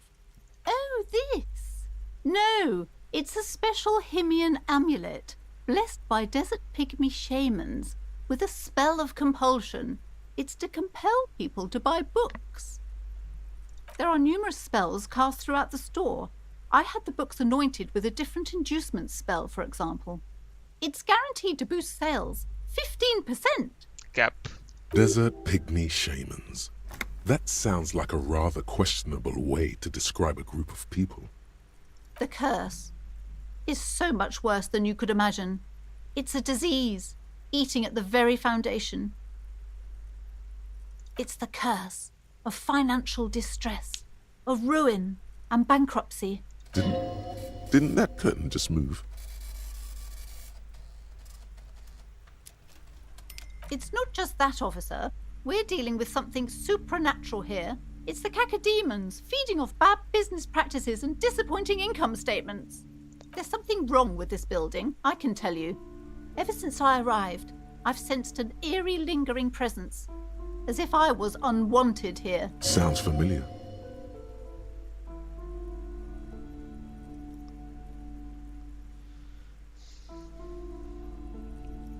Truly so? Perhaps the dark energies are leeching off you. You shouldn't stay in the store too long. It may be dangerous.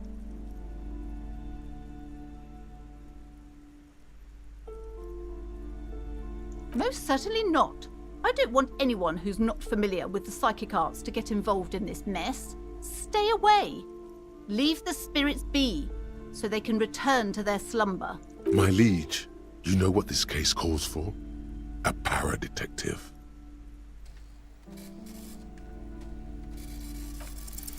Slither up to her, you silver-tongued fiend. Show her what world-class perfidy looks like.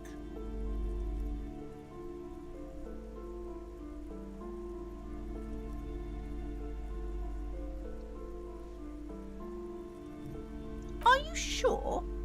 Don't think I haven't seen charlatans before.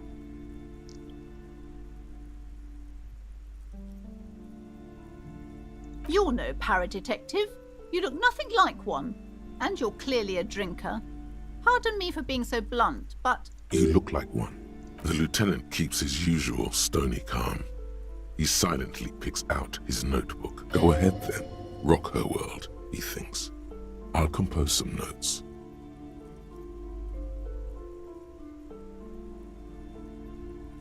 How do you know all this? Here we go. I should have realized. A pattern lies within the fabric. The hand of fate guides us. Our meeting couldn't have been mere chance. Perhaps you truly are the one to deliver this woman from the doom. But I am not the only one at risk. I have to think of my daughter. You are certain you can help us? Keep us safe? I can't allow any collateral damage to hit us. If you promise, good officer, then you might be our last hope. Do you swear it? Thank you, sir. There's one more thing I haven't told you about yet. The entity. Do not act surprised. You know of these things, sire. You have?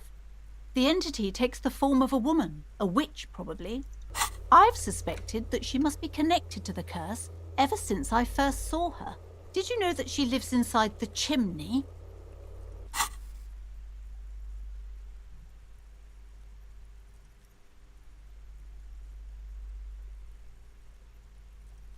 No, this chimney is part of the building's central furnace, and it's enormous. She has barricaded herself behind some metal security curtains. God knows what she's doing there. Some unnatural magic, I assume.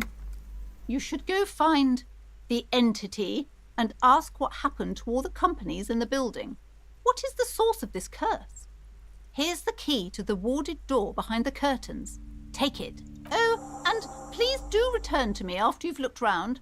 I'm quite anxious to know what she has to say about the curse. What you discover in there. Unbelievable darkness and ruin. What you discover? Probably just some office space. Don't be scared. Okay, but please, only a few questions. You wouldn't want to disturb the spirits. It's not good to talk about the curse, not in detail. The negativism, it's dangerous. Wow. Void raves. You have new words. The woman looks aloof, her features much softer.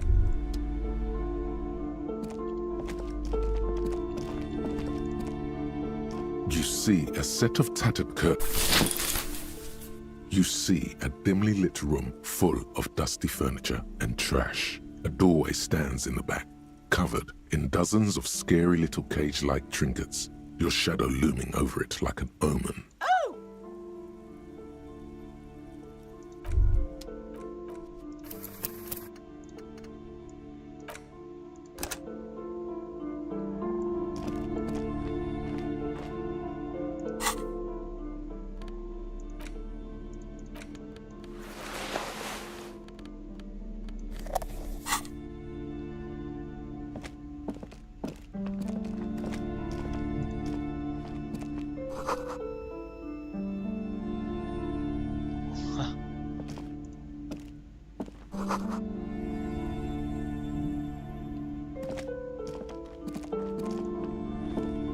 A heavy door with a missing handle stands before you, covered in dozens, if not hundreds, of little oddly shaped trinkets and charms. It appears to be locked. After exerting some force, you manage to turn the key. It's eerily silent. The door slides slightly open, letting a draft of cold air into the room. What is this place?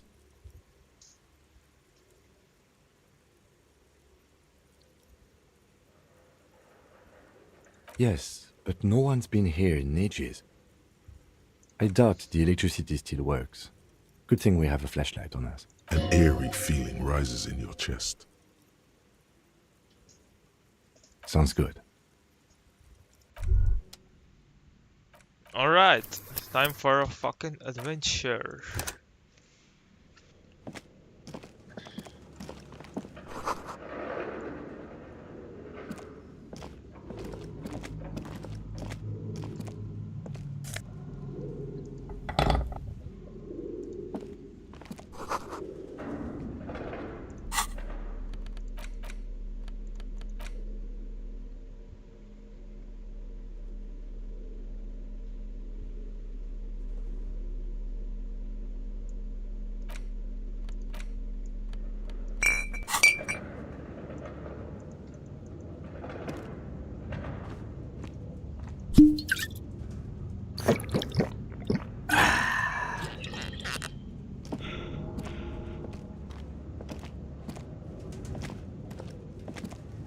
barbell lies on the floor. The color has worn off its weight plates. It's 60 kilograms. Your triceps hum at the sight of these weights. Show the world what kind of beast it's dealing with. Lift them. There are no collars on the barbell. This is a safety hazard. Why does it feel so familiar?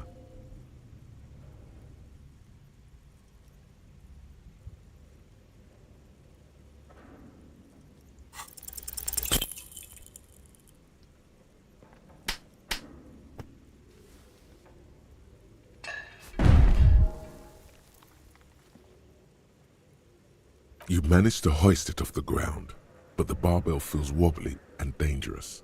Your hands slick with sweat. Turns out you're no beast, just an old man with bad form. See? See? This place is cursed.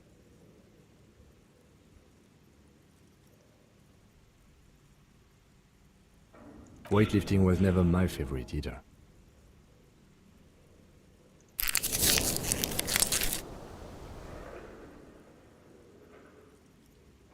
At the station gym, I mean. I prefer running.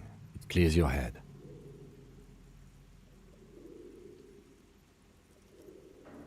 No, it's not that. It's the stale smell of rubber, the squeaky sound of sneakers, your bruised knee against the mat, and a whistle. Then the feeling is gone. It's just a memory from another life. When you were young and fit. You're right. The weight may fall off. Better not touch it then. It would be a violation of EPIS safety regulations if the gym was still operating, but it isn't. No one's supposed to come here anymore.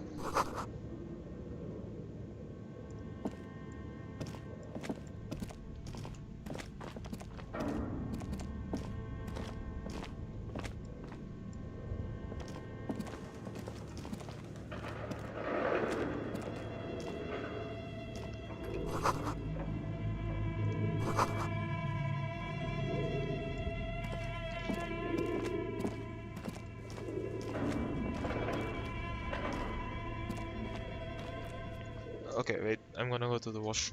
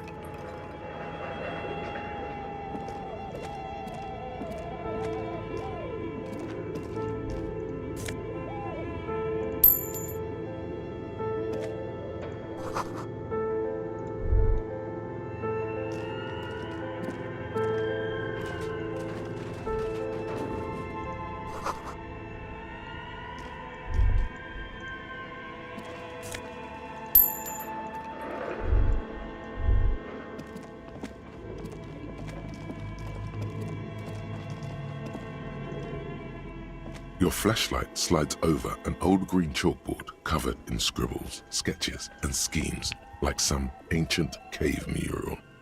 Some of the writing has faded with age, but you can still make out sections here and there. Photos and drawings have been pinned to the board. These lithe, pointy-eared creatures appear to be different types of welkins. You make out autumnal candle welkins, casting wax-based magic, translucent welkins, with organs shining under their skin, and even ether welkins, hailing from the vast emptiness of sidereal space. Who are all those creatures? Fantasies of a tortured, feverish mind? You should adopt one of those welkins as your persona. No longer a mere man, but a welkin. One of the welkins, towering among the rest, appears to be different, however. It's Vara Hamira, a high welkin, his face white and scarred like cracked marble. This is clearly a welkin supremacist. The note says, all non-welkin races will be purged. The Haldor, the Twarg, the humans, and even headless men, all of them, purged. Imagine a world filled only with welkin, green welkin, dread welkin, and the high welkin to rule them all. An inordinate amount of time has gone into drawing these little welkin creatures. Some people really like building a world, I think, even if it's just for a game. Political commentary. That one has a great beard too. This looks like concept art for a project. It's not really real.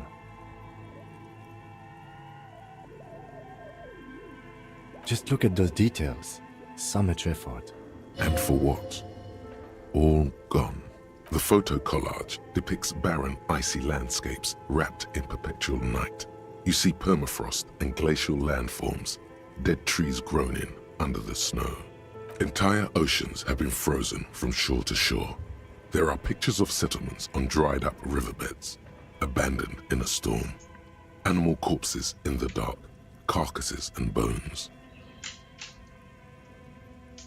You see primitive oil rigs built into glaciers, boreal dvorg, yurts under the snow, great mammoth-like beasts of burden. Albeit dark and cold, this vision also feels cozy in its own way, like eggnog or morphine, a much-needed respite from our own world.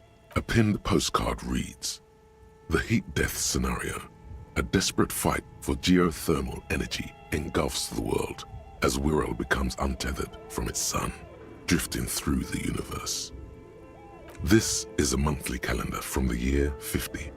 Cryptic words like sprint, daily minimi, and GPI span the marker-drawn grid, the grand scheme of production and money.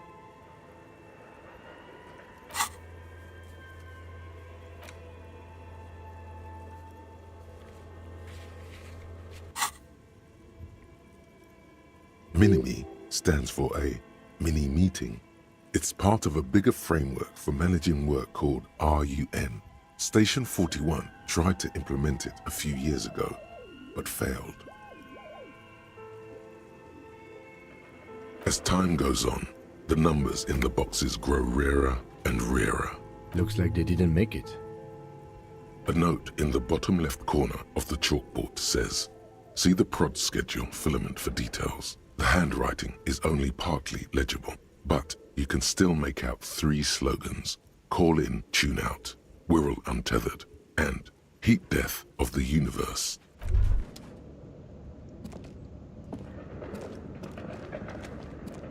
This appears to be some kind of machine with a cube-shaped heart and a wired framework.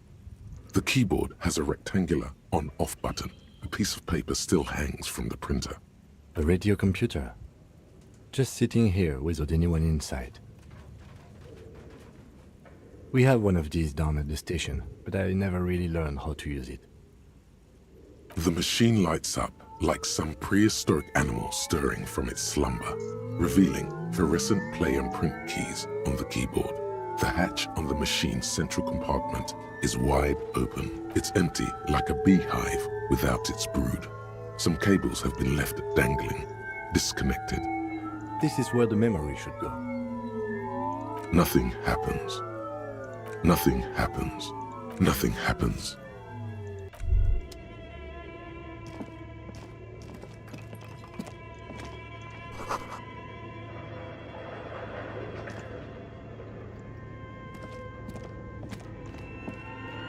This old fireplace is covered in lines drawn in blue and red marker, the mesh spreading over the stone like blood vessels on alabaster skin. It looks ghostly and strangely ancient. The whole thing resembles Kadran mosaic tiles. Very pedantic.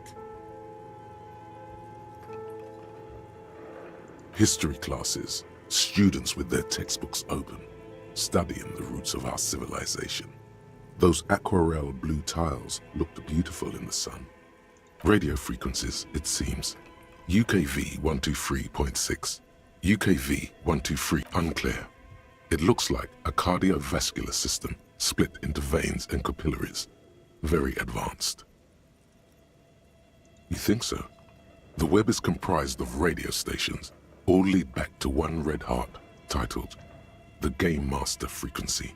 A note says, this one can listen in on any station it wants. Someone very important, the leader of a massive on-air game built by these people. A conductor for the hundreds of story threads that pass through the Game Master's frequency. Whoever decides to call in to a call-in station, it looks like all of this is gone, left unrealized. There's no way a little basement studio working here could pull anything like this off. My God. It's as if the less money they had, the more ambitious their project became. The schedule. I know doom when I see it. The company was running out of funding.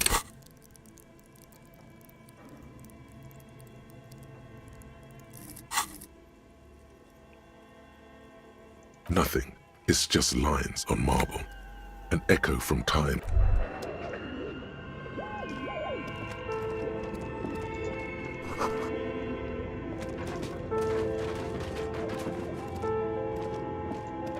Okay. What do you think is going on with that computer, chalkboard, and fireplace?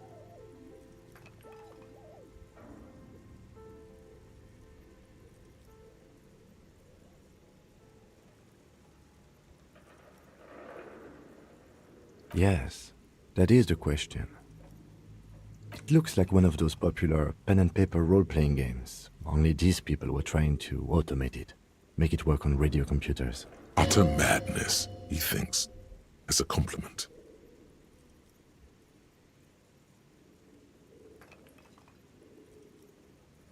Through call-in stations, none of the players have to be physically present. Anyone in the world can participate in the game, as long as they have a two-way radio. Then there's the Game Master frequency that listens in on the smaller call-in stations.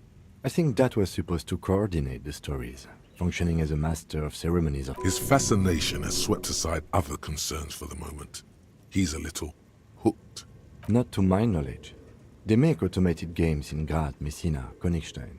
You know, places with industry. Not in Revachol West, among the ruin. But I don't think anyone has attempted to create an inter-isolary game before. We just don't have the technology. Indeed, those Welkins are a dead giveaway. Role-playing people love that stuff. The world looks like a modified version of the WeWorld board game, with hit death thrown in.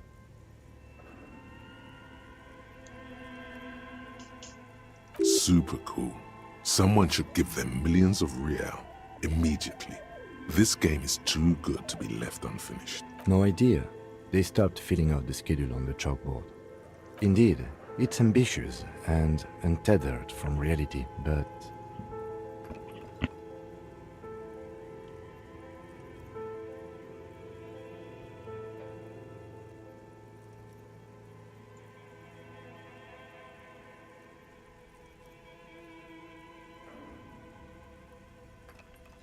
It's too late for that, I'm afraid. Okay, let's keep moving.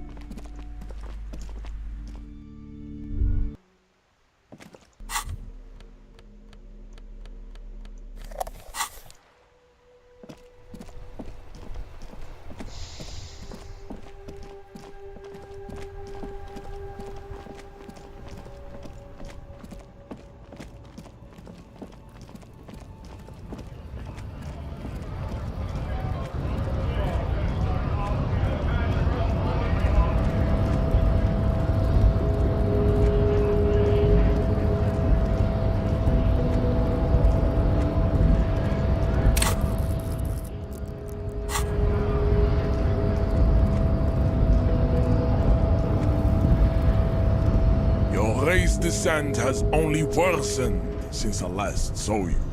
You have really let yourself go. Ask what kind of races there are first. Classification is core to this stuff. Do you?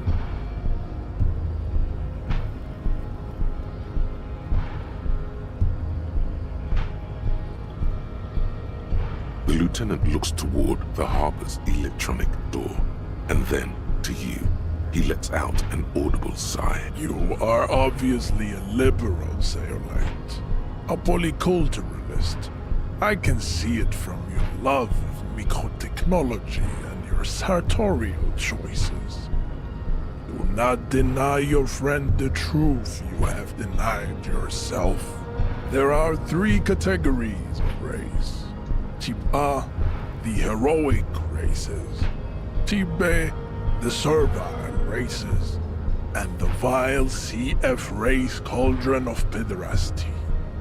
Which one do you need education on? Those are the Simonese, the Areopagite, and the Occidentals. Excluding the Maun, of course. The Maun are riddled with eczema to the point where they find it impossible to smile. They are all lactose intolerant, a common result of inbreeding. A receding genetic pool has led the Maun on reprehensible street parades. In Maun cities like Stadskanal and Vredefort, wearing wooden clogs on their feet and little green tassels on their hats. You know them by the names of their nation-states. The Oranese, the Gotwaldians, and the Königsteiners. My people simply call them Maun. Mahun is a derogative term for First World people of Gotwaldian descent. They do not all have eczema. Also, people of Katla, like the Suru and the Huhu, are much more lactose intolerant. In some municipalities of Oranje, people do wear shoes made of wood to street parades. Green, orange, and even yellow tassels have also been seen on hats. The Maun are proof that you can have too much Occidental racial purity and tassel-centric culture. Inbreeding has led to a lactose-intolerant subrace whom no one can take seriously. Colorful tassels are, let's be honest, not a good sartorial choice for this century. You might want to avoid wooden clogs too. The Vespertines and Messenians of Vesper and Messina, the ancient Meteorans of Meteo by the golden Pisantic Sea, the Suren of Sur-la-Clé, and even the North Königsteiners, all have Type A race propensities. The other large Mondial civilization, the Mesk, are too yellow and oleaginous to count as a heroic race. True, they are violent and expansionist, but they have a glandular problem. Overproduction of sebum. Sebum is leaking into their brains, making them listen to El Mariachi music and eat toxic minced meat-based food, which in turn only produces more sebum.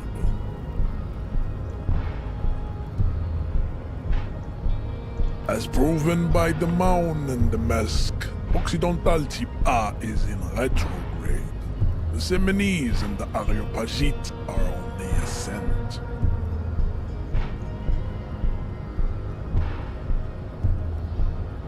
The Areopagites are the master race of the Ilmaran deserts. The Simonese are descendants of the Areopagites. We came here during a heroic migration from Ilmara to Ansuland, thousands of years before the lactose-intolerant Maun-ridden Occidentals discovered this place. Wait, Didn't Ilmaran desert pygmies invent alcohol and get pillaged just a short while ago? No, those were scimitar-wielding race losers of Zahrafa, Izzet, and Bashir, with their Himmi servants. Big difference. The Areopagites were fasting and conquering while this happened. You never penetrated the western dunes. Jean, baby, you're on fire. I know, babe. The indigenous people of this, the Insulindian archipelago, the Simonese inhabit the southern islands. I am Simonese, from the stock of Ulumbuir on Ile de Fantôme. The Areopagites are sleek, long-headed. The Simonese are powerful, mesomorphic. The former is an immutable progenitor, unchanged since the Super Isola of Pericarnassus. Ancient brains rest in their slender skulls. The latter is perfected and adapting. Together they form the Simeno-Areopagite or Simeopagite super race. That is all. There are no more type A races in the world. Nature was not capable of more. Type B are the unheroic races, amorphous non-competitors of the great race. The Khoikos and the Vacholier, they are mud-colored people.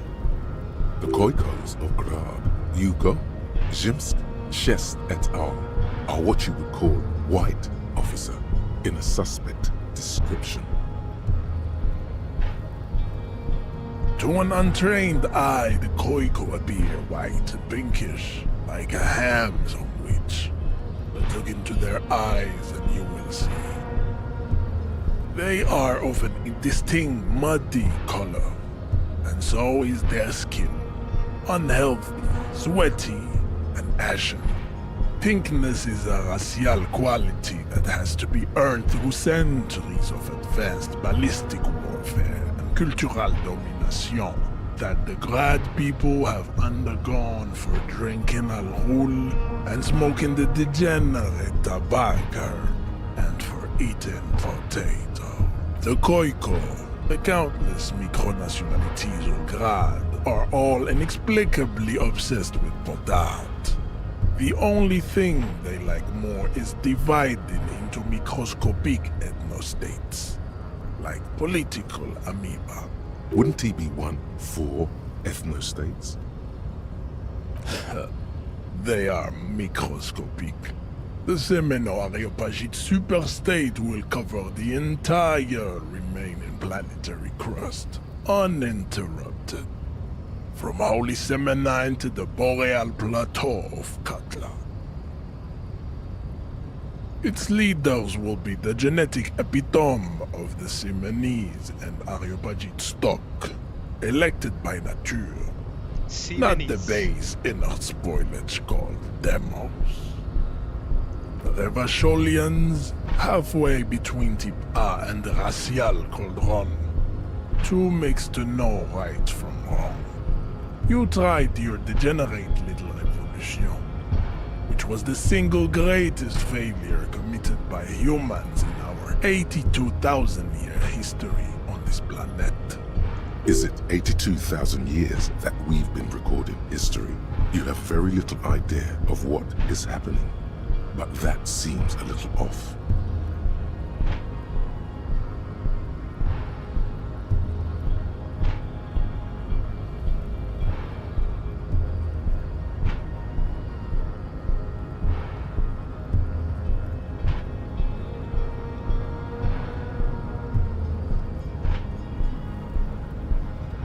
The mysteries of the people of this planet are a tragedy that has played out countless times over, like a fever dream of skin, hair, and bone. Wake up, naive Chespias.